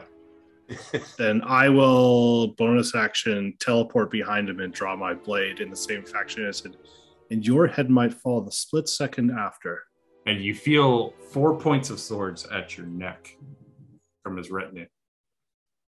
And the king, he kind of stiffens a bit as he feels your sword. And the king says, "Everyone, drop your weapons. There will be no violence here today. Rotasso, Erdan is an emissary from L'Oreal Silverhand. He will not be accosted in my throne room or during his stay here on Evermeet." And I'll whisper, I said, "You wouldn't want to be a little shorter, would you?" And like he might lose his head. Rotasso's eyes never leave you, Erdan. Mm-hmm. And he says, "I see you made some friends. You're only friends. There's no friends for you here." I wink at him. And he just kind of grabs your sword, Theodore, and pushes it away as he walks away. If you let him. Yep. And they exit the throne room. And the king, he kind of shakes his head and makes a bit of a face, and he says, "Well, that was interesting, but let us forget these crazy times and celebrate your retinue here and Vitaris coming back. You guys will set sail again for the morning back to Waterdeep with the prisoners. But tonight, let's celebrate. We have food, we have dance, we have royalty from all over Evermeet, and you will be my guests of honor for tonight." And kind of extends his hands to that you could leave now. So you guys leave. Erdan, I want you to roll a perception check.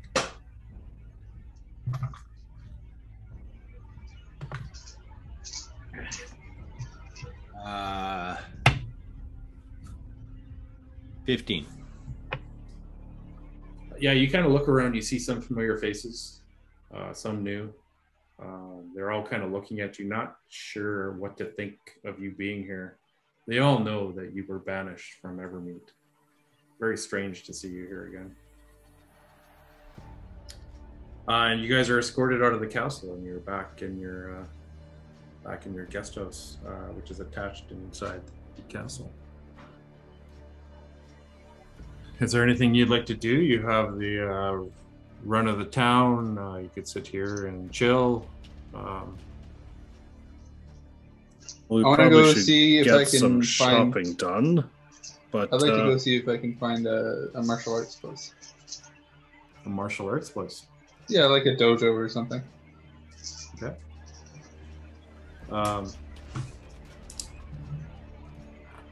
What were you doing, Art? I was going to ask the guards to see if we could see the prisoners before the ball.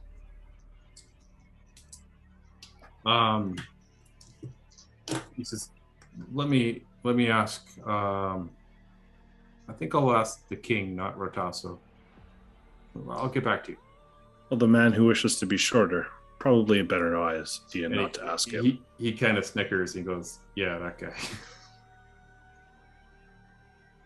My lord, I will get back to you right away, and I'll ask for your permission to escort you to the prisoners. Thank you. And he runs off. Do you guys want to do anything else? I think Erdan would want to go visit the Temple of Coralon. Okay. Boogie? No, Booby.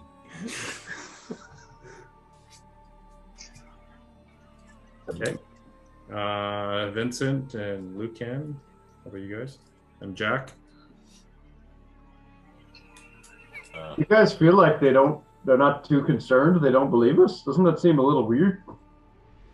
That's why I figured we should probably pay a visit to the captors themselves. Yeah, Makes we should sense. have one of those zones of truth in here.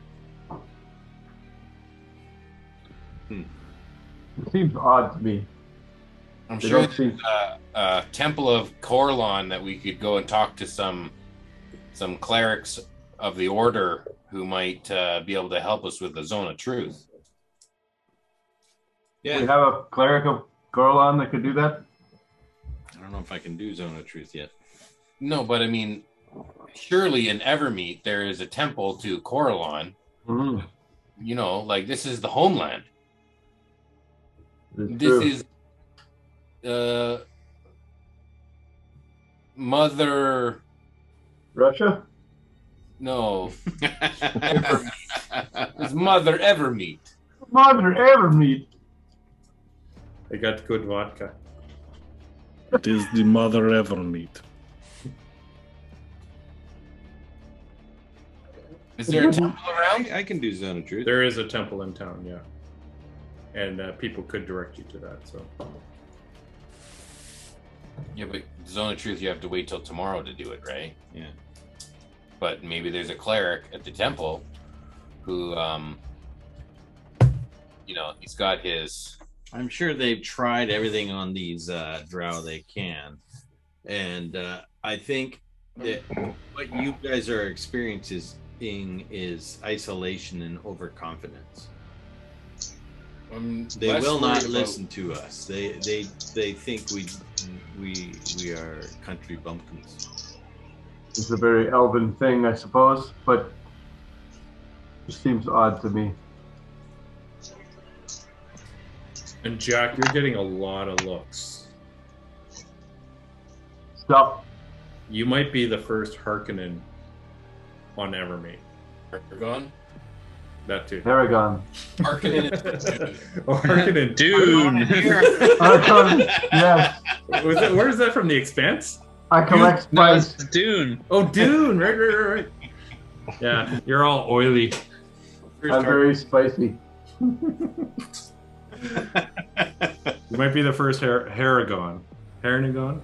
Haragon. You might be the first hair be gone. It's like hair here and gone. Hair and gone. Hair be gone. Yeah, you're getting a lot of looks. People are pointing at you and whispering, and just like little kids are like poking at you. And is he real, Mama? I Is do. it a toy? As we're walking up the streets, if there's like kids or whatever, I like pull a penny out of their ear or whatever. Just really basic sleight of hand tricks. Oh, they love Play it up. They love it. They're totally in wonder of you. You got like a following kind of coming behind you. Hey, Erdan, watch me pull a rabbit out of my hat. Ray, Revy, roll an investigation. See if you can find a dojo. I hope you're not splitting up. I don't trust this place. Devin, did you hear that? No, sorry, I didn't. What did you say? Roll an investigation to see if you can find a dojo. seconds. Walking around with my laptop.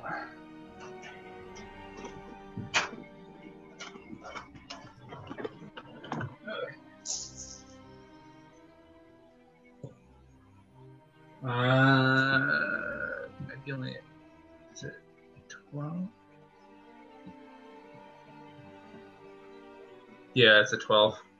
A 12, yeah. You're walking around. You haven't found one yet. So, okay. Teodar, are you going to the prisoners, or are you going to the Temple of Corlan with everyone else? I'm a bit torn. I'll probably not go to the prisoners, but I'll still ask if we can have access to, but I'll follow Erdan. Yeah, as you guys are leaving, the attendant comes to you and says, you are granted access to the prisoners, and just come back here and I'll take you there when you're ready. Appreciate it. My pleasure, sir. And so you guys are walking.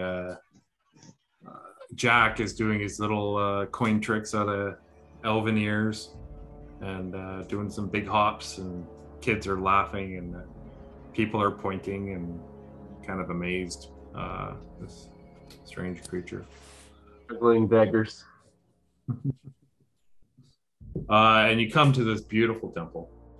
It's absolutely gorgeous. The Temple of Corlan, which you know, Erdan. And you just hear this silence as you enter. Looks like Lawfender. You just hear soft footsteps as people walk throughout to the huge towering halls, and there is an altar at the end of the temple that you could go to, Erdan. Going to go to the altar. Okay. And there is a priest there, and roll a history check. oh, I never rolled something decent. Can I roll a history check? Or is it just because he's been here before? 19. Yeah, it's because he's been here before. How much? 19. 19.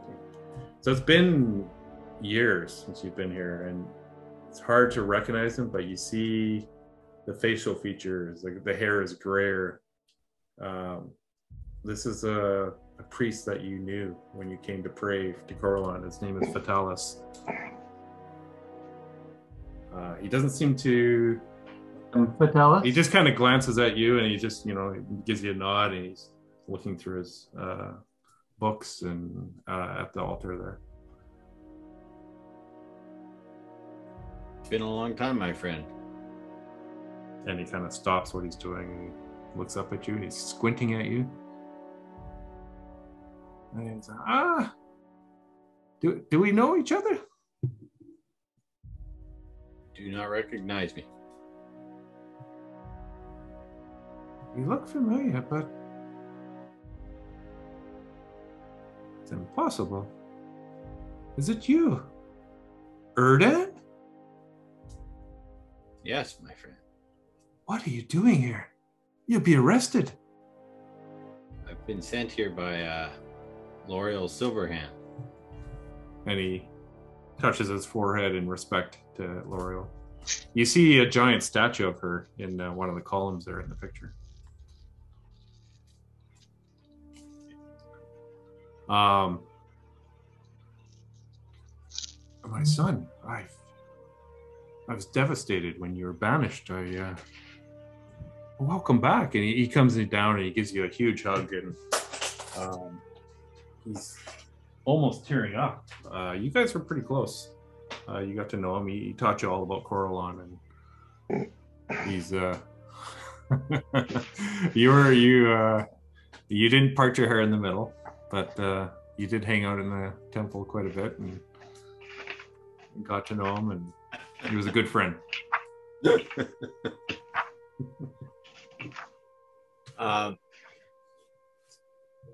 It seems the lords here do not take our warnings seriously. Wow. Is there any here in the church that would have more sway? Well, our service here is to Coralon, not to the politics of this world. Coralon is the king of the gods. He is. He protects us on this isle. Maybe he should have a emissary speak to the king of the elves. What is your concern? The Drow have infiltrated this nation. But We've captured them. I've heard the rumors. No, those were mere scouts, if that.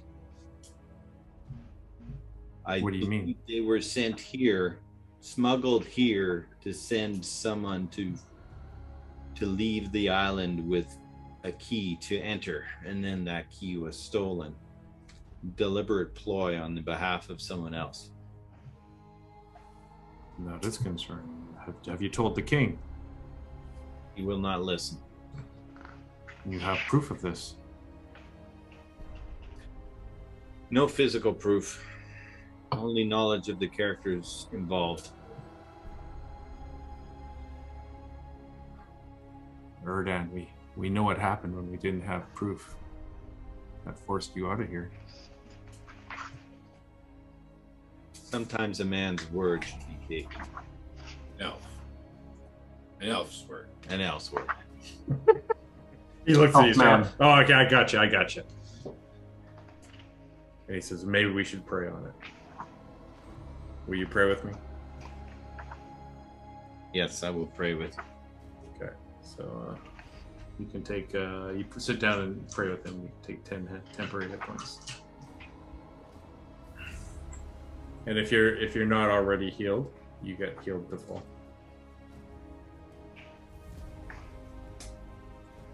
And he looks at is everyone healed up?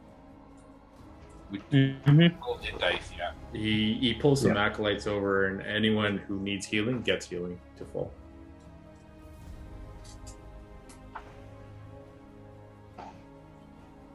I'd like to inquire about some holy water. You guys, you got any holy water? We do have some holy water we use for our services. And he points to a bowl, that people are dipping rags in. If it wouldn't be too much to ask, I mean, for the sake of this party and our journey, may we be permitted to take some holy water with us in a flask? And he kind of ponders it for a bit, and he says, that water took years of prayer. It is probably the most valuable thing we here in the church consider to have on this island. We use it in our services and our healings. It's made from the tears of choir boys.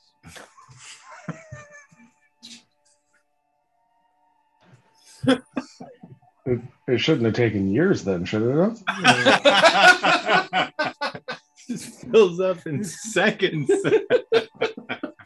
In which case they could make more, right? And then they ship them off to Phandalin.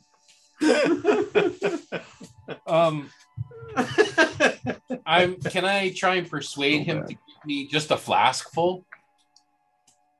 For the sake of our quest. Now, what is your quest? Well, we want to gather more information about, some hard evidence that is what we're lacking. And how do you feel our sacred water would help you there? I feel like just having this holy relic with us will help it'll turn the tide of this this quest in our favor, in Coralon's favor. He gives you a nod and he thinks about it, and let me consider it.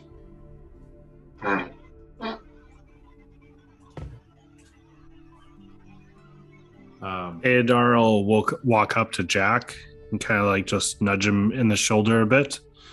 They say, that rod you found. Maybe ask this old timer if he's seen one before. Yeah. When we defeated your god, or the storm of your god anyway, I got this rod. You know what this does? And he kind of, do you hand it to him? Yeah. And Shatters it on the altar. he holds it in his hand, and he's like, well, "Where did you get this?" Well, I said it was when we defeated your god on the way here. I don't think you defeated our god, but this is a gift from him. Yeah. This I know what this is. Oh. This is a gift from Coralon to those who are able to pass through the storm. Yeah, that's us. The guardians that protect Evermeet. If you are worthy, he will gift this to you. Yeah. So what does it do? This is a javelin of lightning. Hmm. So you can put that in your inventory. Cool. It should be a standard D&D item. Impressive. And he hands it back to you. When do I get my staff back? You're still salty about that? Dude, are you joking? Well, that's just sarcasm for you, Devin. Is Jack going to paint it up to look exactly like your staff? Yes. It's going to have a little hook on the end and everything. You hit the button and it goes like 2 feet. Poop.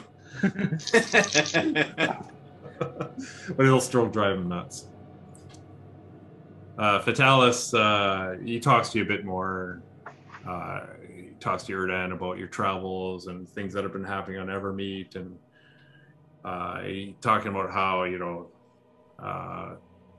it's been pretty quiet until the Drow incursion, and but no one's that worried about it because the city is very well defended.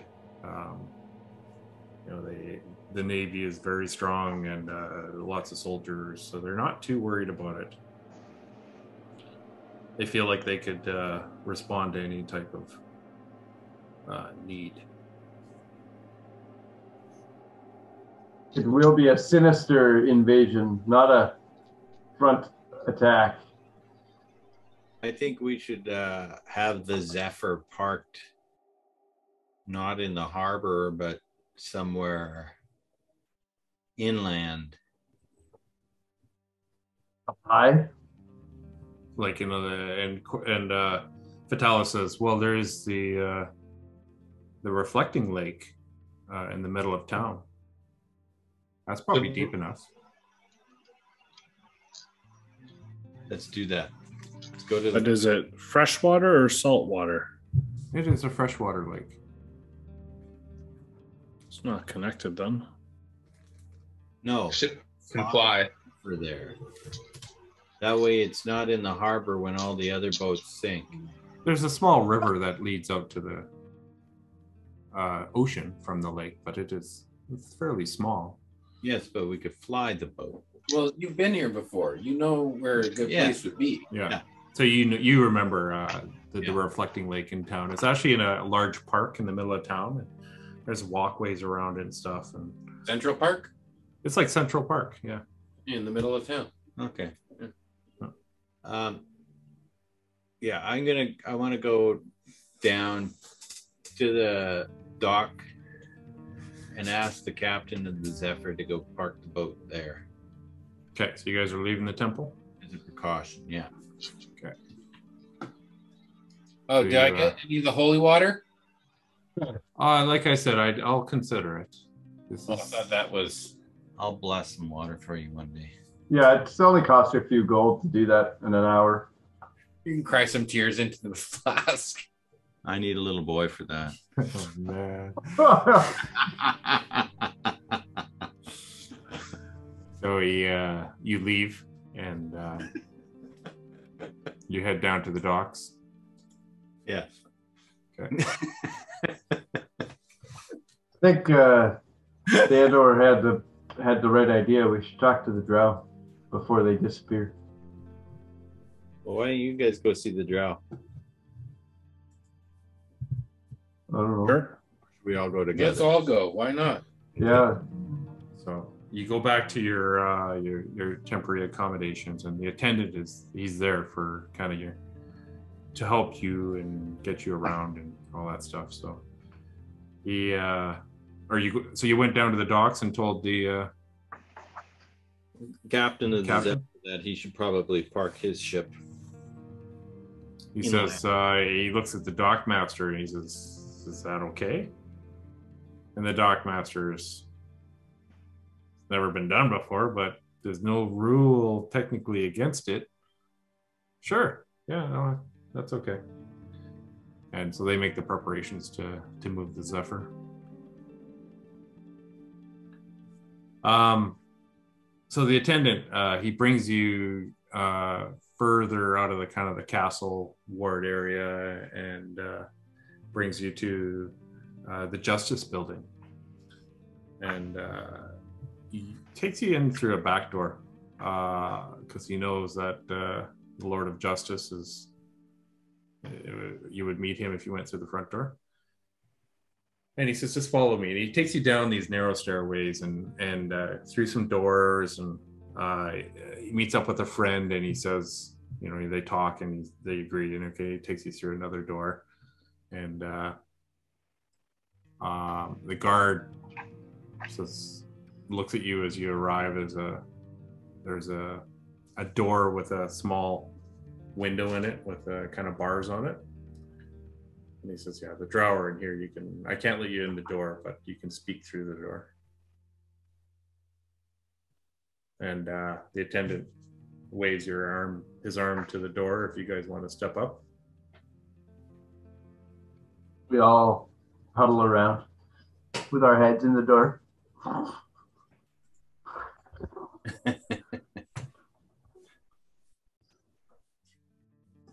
So why can't you let us in? I'll ask the attendant.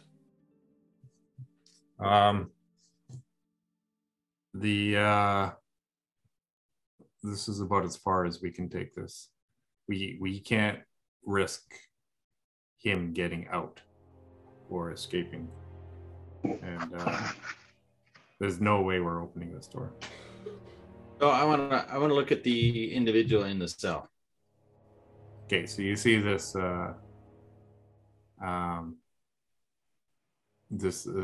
shroud, this drow, and there's actually two of them in there, and they're just kind of sitting on the floor, not just looking down at the floor, kind of bored, and dressed in drow apparel, dark skin, white hair. Do I recognize them from any of the drow I've seen on Jarlaxle's boats? You can roll a history. I've also been on Jarlaxle's boats. 11. Would I recognize any of them? Because you can roll a history.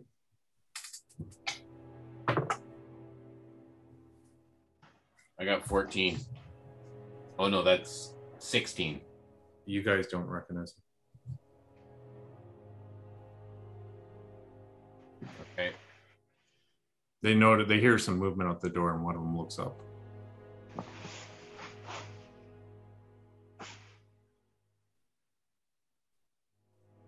He's just looking calmly at you.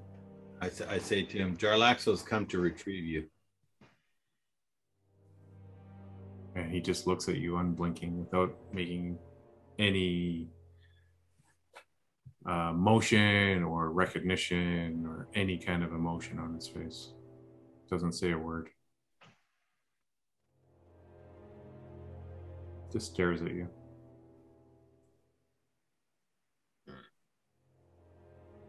I wish you had detect thoughts.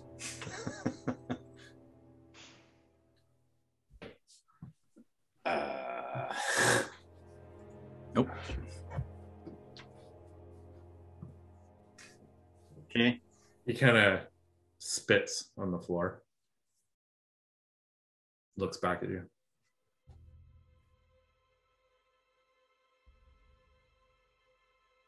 What do you want, Elf?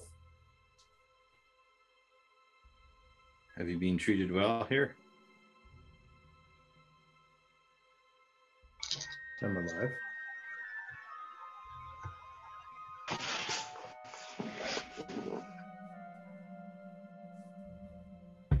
What is with you and your strange companions? Here on the Isle of Evermeet, the impenetrable fortress. When did you get here? Oh, I was born here. My father was a priest at the temple, and my mother was the queen. And what was your father's name? Coralon. And he kind of gives you a smirk. Yes. Insight check.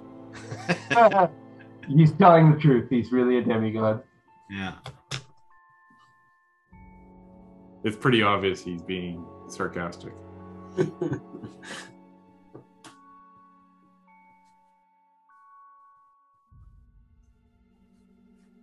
It's okay, you two. Hopefully you'll learn how to grow wings tomorrow.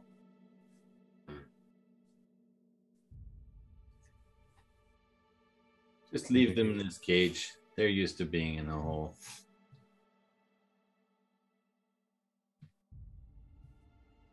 Where are you from, Dark One? Just north of where you're from.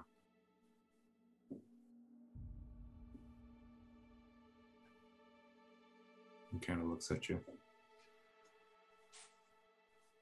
Whispers something to his friend. Don't worry. We'll see you tomorrow. Have a great evening. I look forward to it.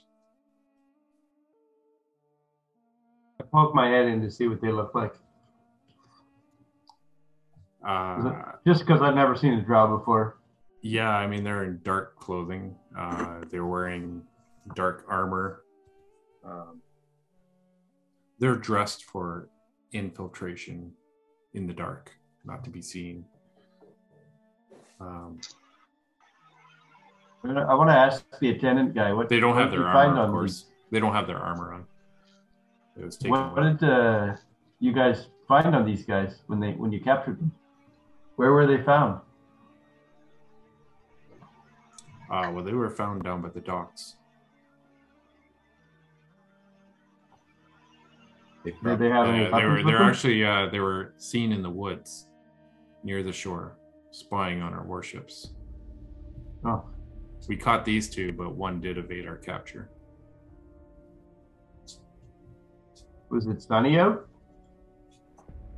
No, it was When they were nighttime. It was nighttime when we caught them. Oh, interesting. What are you? What? What are you? I'm an elf. You look. Are you a bunny rabbit? I'm a magician. That's a good trick. And you'll play your trumpet and go, poo.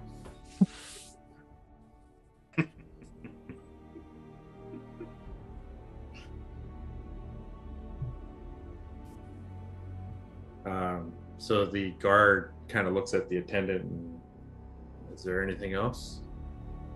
This is as far as I can let you go. Yeah, this is how they've been the whole time. They just won't. Plan on asking these guys.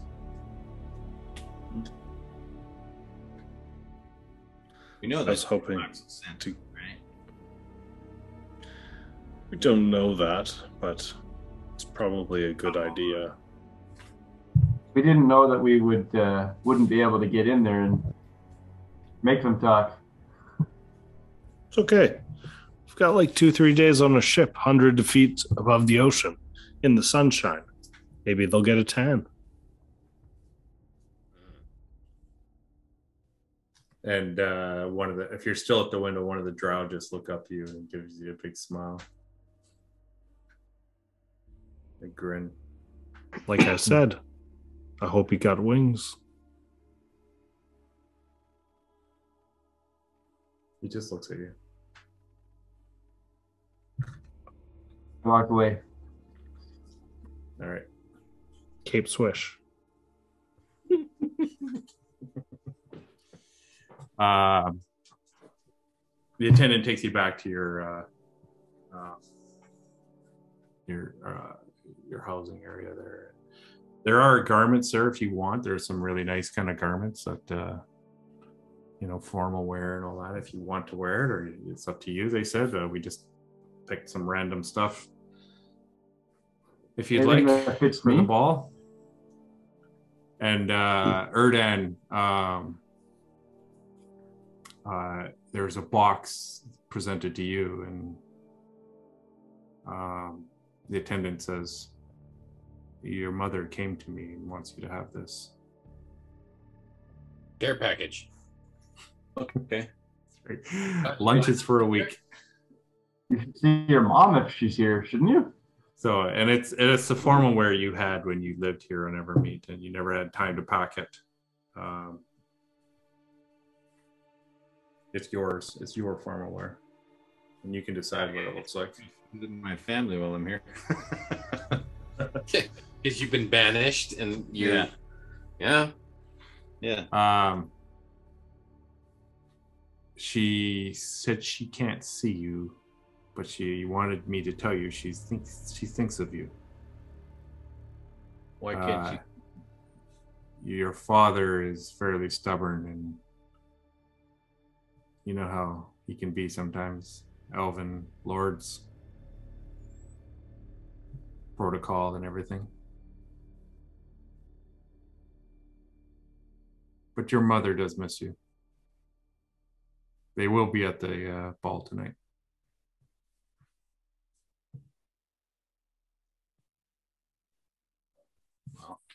Well, Lucan will pick out some fancy clothes, something with like a high collar. Is it going to match your due? Something that goes with my my new What? and my feather boa. And they actually took your wig and your boa. They fluffed it up. You have an extra couple inches on your due. You got more biff. Yeah. And the feather boa is especially glittery.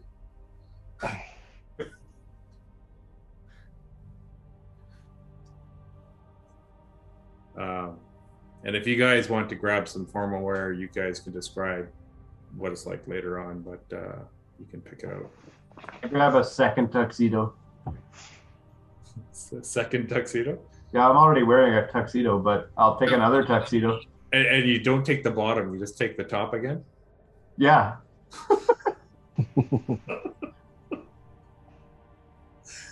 All right. Free tuxedo. I'm like, yep, that's for me. I'll take that. Awesome. So you guys get prepped and you get ready. You're all dued up and cleaned up and dressed up. And your attendant, his name is Wilford. And he's been very helpful. He's been very good to you guys. He got you into the dungeon area there. And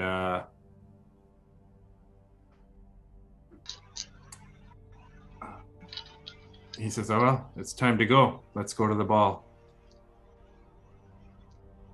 And you guys can walk off, and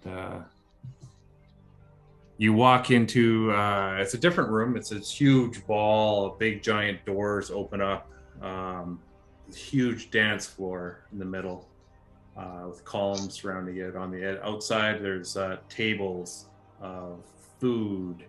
And it's more like a buffet where you just kind of pick some food and you walk around and eat and chat and meet people. And there's a big, big kind of curved stairwells on the sides that lead up to a mezzanine with, beautiful glass doors and windows overlooking the harbor and the starry night. And the king is there. He's greeting people and slapping people on the back and been into the wine a little bit, and everyone seems to be having a good time. There's traditional dances that you're starting to recognize Erdan as that are happening, and the band is playing, and you guys walk into this extremely glamorous ball in the Elven City.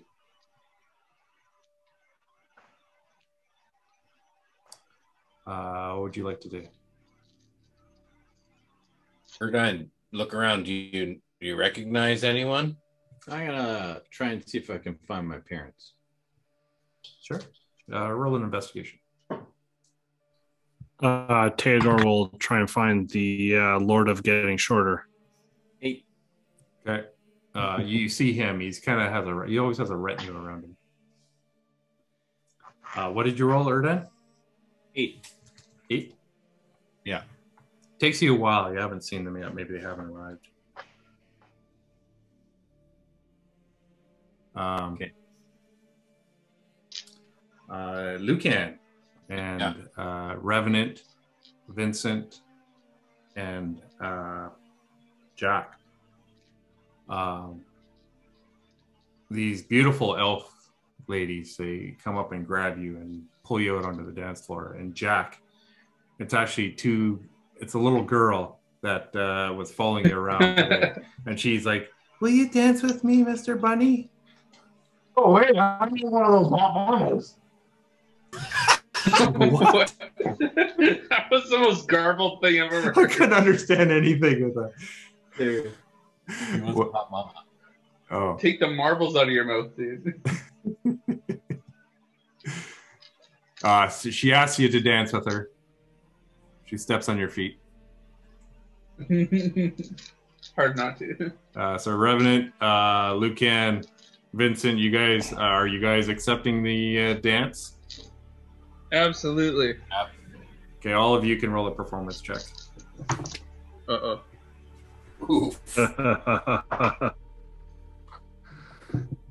Oh, please don't let me be as embarrassing as my actual self. I got a 4. Oh, it's a little embarrassing. It's so good. I'm not fucking 20, but And that 20? yeah. Oh, dude, you got a circle forming around you. You're breakdancing. Oh man, I'm so dexterous, dude. I'm doing all the cool. Your legs are spinning in the air. You're doing head spins. You're on your back. You're doing flips. People are cheering. You've got a circle around you. And Theodore, you're kind of looking at that guy from a distance, and you look over and you see Lucan tripping over his feet and stepping on his partner's toes, and you see Revy killing it, creating a crowd around him. Vincent, how'd you do? 16. So 16? Not really commanding the same presence as Revy is, but just really very out of character of this dark, decrepit, death-looking character. Just really skillfully dancing around and not making a fool of himself. And this beautiful elfman, you know how you dance when you're a kid and you kind of have that distance? She's kind of keeping a bit of distance from you. But she's impressed. You have her attention. She's not watching Revy. She's watching you and your steps, and she's like, okay, this guy can dance. And you guys are spinning around the dance floor, doing your thing. Theodore, you doing anything when you see Rotasso? The Lord of Getting Shorter. Lord of Getting Shorter. And he's got like a regiment around him at all times. Yeah, he's got like 4 guards around him, and he's joking, and they're all laughing, and it's like a retinue or that just like fawn over him. I'll just like walk over and make eye contact and just kind of like slowly start to get a little shorter and then keep walking. And he's in the middle of a joke and he sees you pass and stops like mid-sentence, and his face moves from jovial to instant scowl, and he just watches you, and you're like getting shorter and shorter. He's just like, he's mouthing swear words at you. He's pissed.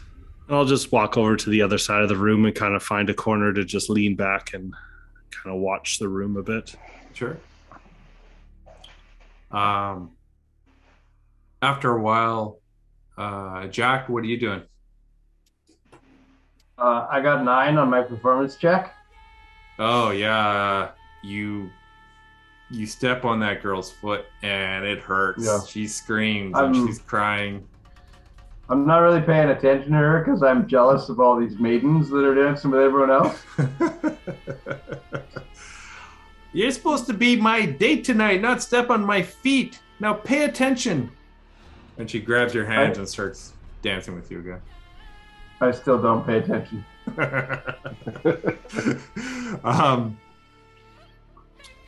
Erdan, as everything's kind of whirling around you, it's almost overwhelming to you. And as the crowd parts and as dancers go by, you see your mother standing by a column.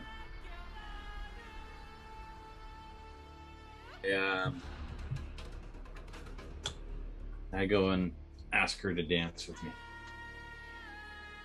You tap her on the shoulder, and she was looking another way. She turns, and her eyes just grow, and her smile goes across her face, and she just says, "Erdan," and gives you a huge hug. Thought I'd see you again. You guys start to go out to the dance floor, and she smiles and laughs. She, "Yes, I'll dance with you." And you guys start talking as you're dancing. And I didn't know if I'd ever see you again. I'm so happy to see you. Did you get? Well, obviously you did. I see you got your old formal wear back. You look dashing as ever, my little boo boo.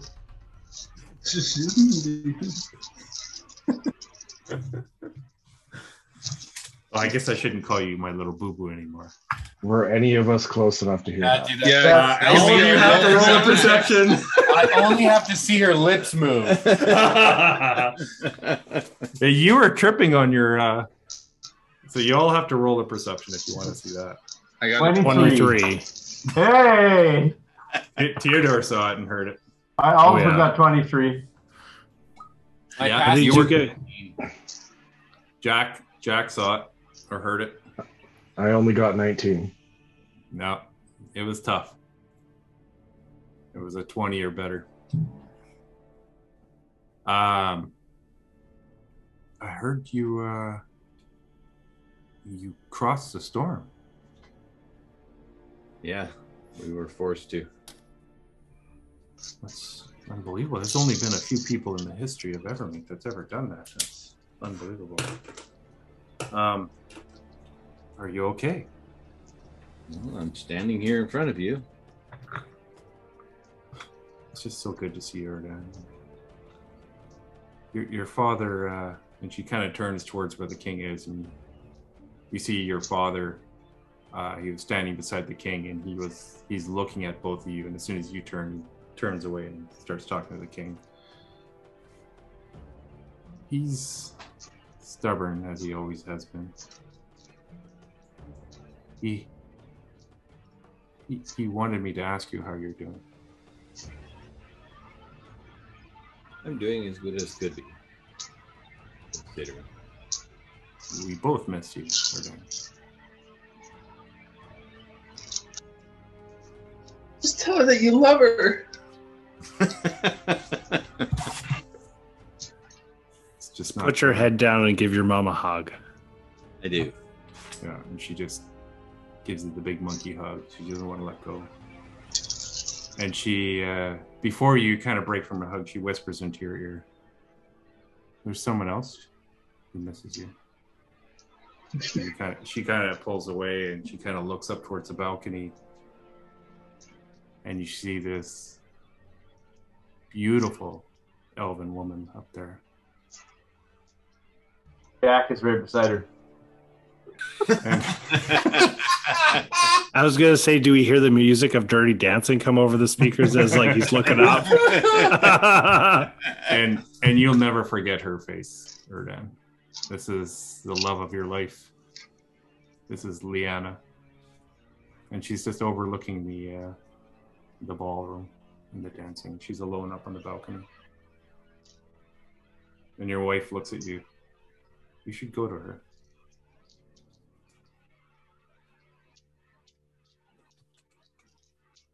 Okay.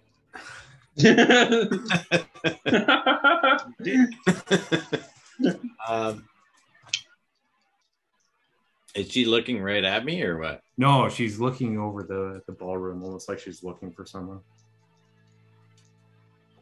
Okay, well, I'm going to give my mother a kiss on the cheek when the dance ends, and I'm gonna slip away and see if I can find my way up to that balcony. And she gives you one of those motherly, proud looks as you walk away. You go up the curved stairs and up to the balcony. And you come up behind her as she's still looking over the balcony. She doesn't notice your presence yet.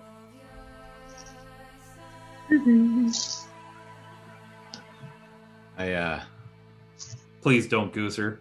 I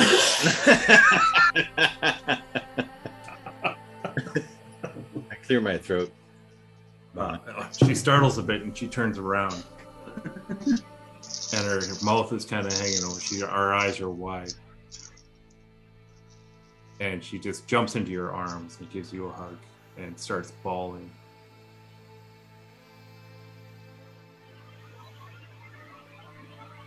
Just whispering your name, Erdan.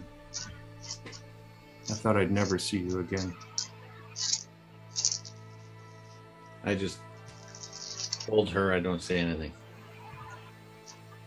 And you guys stand there for almost like a minute, and just holding each other. And she kind of clears her tears up, and she looks at you, and I was hoping I'd see you. I don't think I can stay.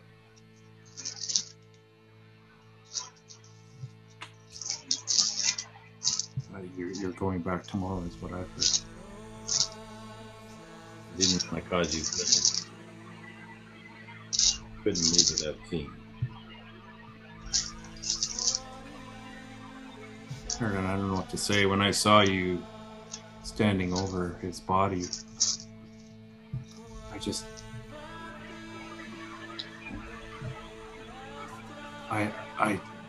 had to go run for help. I didn't know that they would expel you. He did this.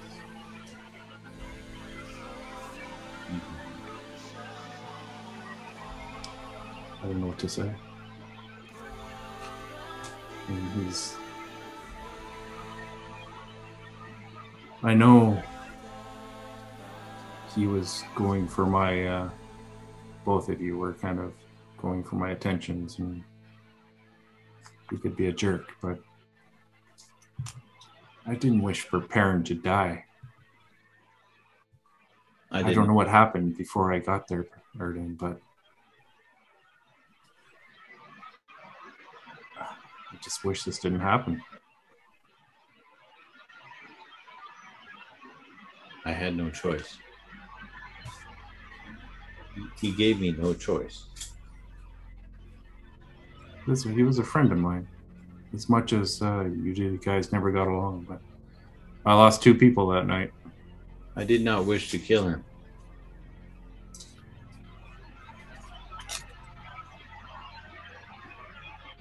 And she just kind of falls into your arms again, and it's so good to see you. You notice a kind of a guard rushing into the ballroom down below, and he runs over to the king, and you hear him yelling, "The prison has been attacked. One of the drow is killed, and the other one is mortally wounded."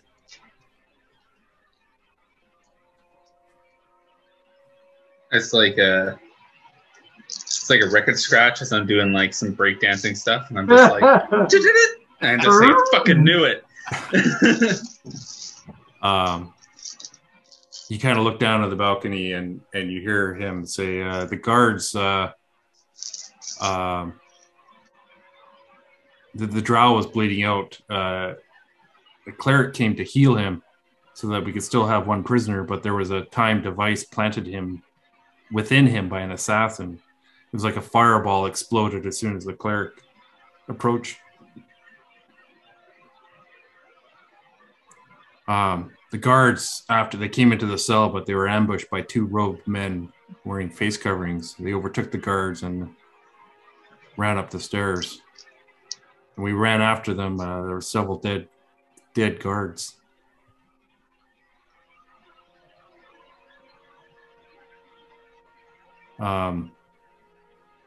Erdan, as you're kind of hearing this because the whole place has gone quiet, and they're hearing the voice of this guard explain to the king what's happening, giving his account to the king. And you hear a noise behind you through the glass doors on the patio beyond, overlooking the harbor. You see 2 robed men jump down and run to the edge of the patio. Jump down off the roof, land on the patio, roll. It looks like they're running towards the patio edge. Toward us or away? Away from the glass doors, and you're on the inside, then there's glass doors, and there's a patio, and then there's like a railing. Okay, I guess I'll run out and chase after them. Liana screams when she turns and sees you running.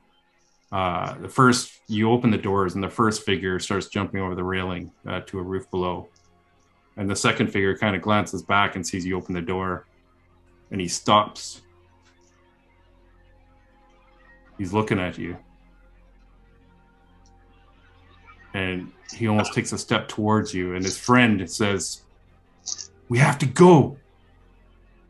And he pulls his hood down and pulls back his mask, and you stagger backwards as your life in Evermeet flashes before your eyes. Before you is the source of your banishment. Before you is the source that made you lose everything you held dear. Before you is your rival that you had killed many years ago, but here he stands glaring darkly at you. Before you is Perrin. And we'll end the session there. Like a revenant. He's like a revenant. Yeah, he died and then he came back. No, you thought he was dead. No, he was dead and then he came back to life. No. You thought he was dead. Another revenant we have to explain. He was never actually dead.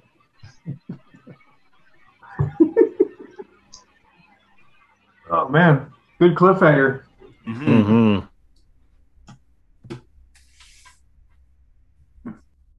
I want to put into writing my "I told you so" to the king. I told you so. So both the drow prisoners were killed. One was mortally wounded and implanted with like a exploding fireball as soon as the cleric came near. So killed him and the cleric. So the 2 prisoners you were taking back were killed. So we're free to leave then. Looks like we're staying here a while. Let's get a training montage. Looks like we're going rabbit hunting. What? You guys down on the main dance floor just hear a woman scream up on the balcony. Will you have a better image of the city with the 2 domes next time? Yeah, I'll see if I can Google something up for you. Top-down view. Yeah. With the ship docked in between. It's in wet dock.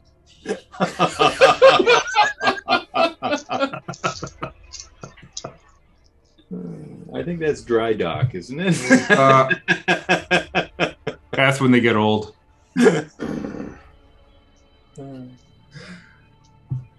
All right, guys. Well, it's 10:15. Thanks for hanging around. It was a good session. Thank you. Yeah, it was fun. Yeah. Been waiting to do that for a while.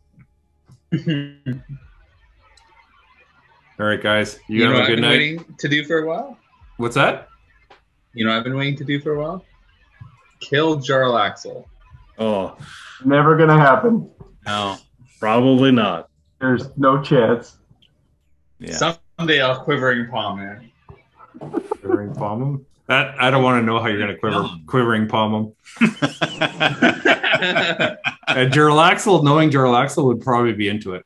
Yeah. Mhm. Yeah. I doubt it. It's rough when it comes out of you.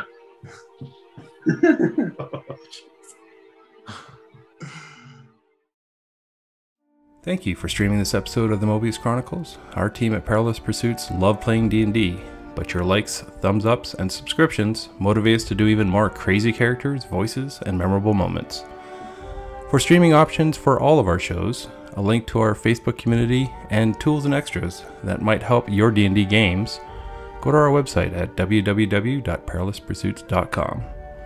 In the meantime, ask that black dragon to acid wash your jeans, cast duplicity, and double date those water genasi sisters.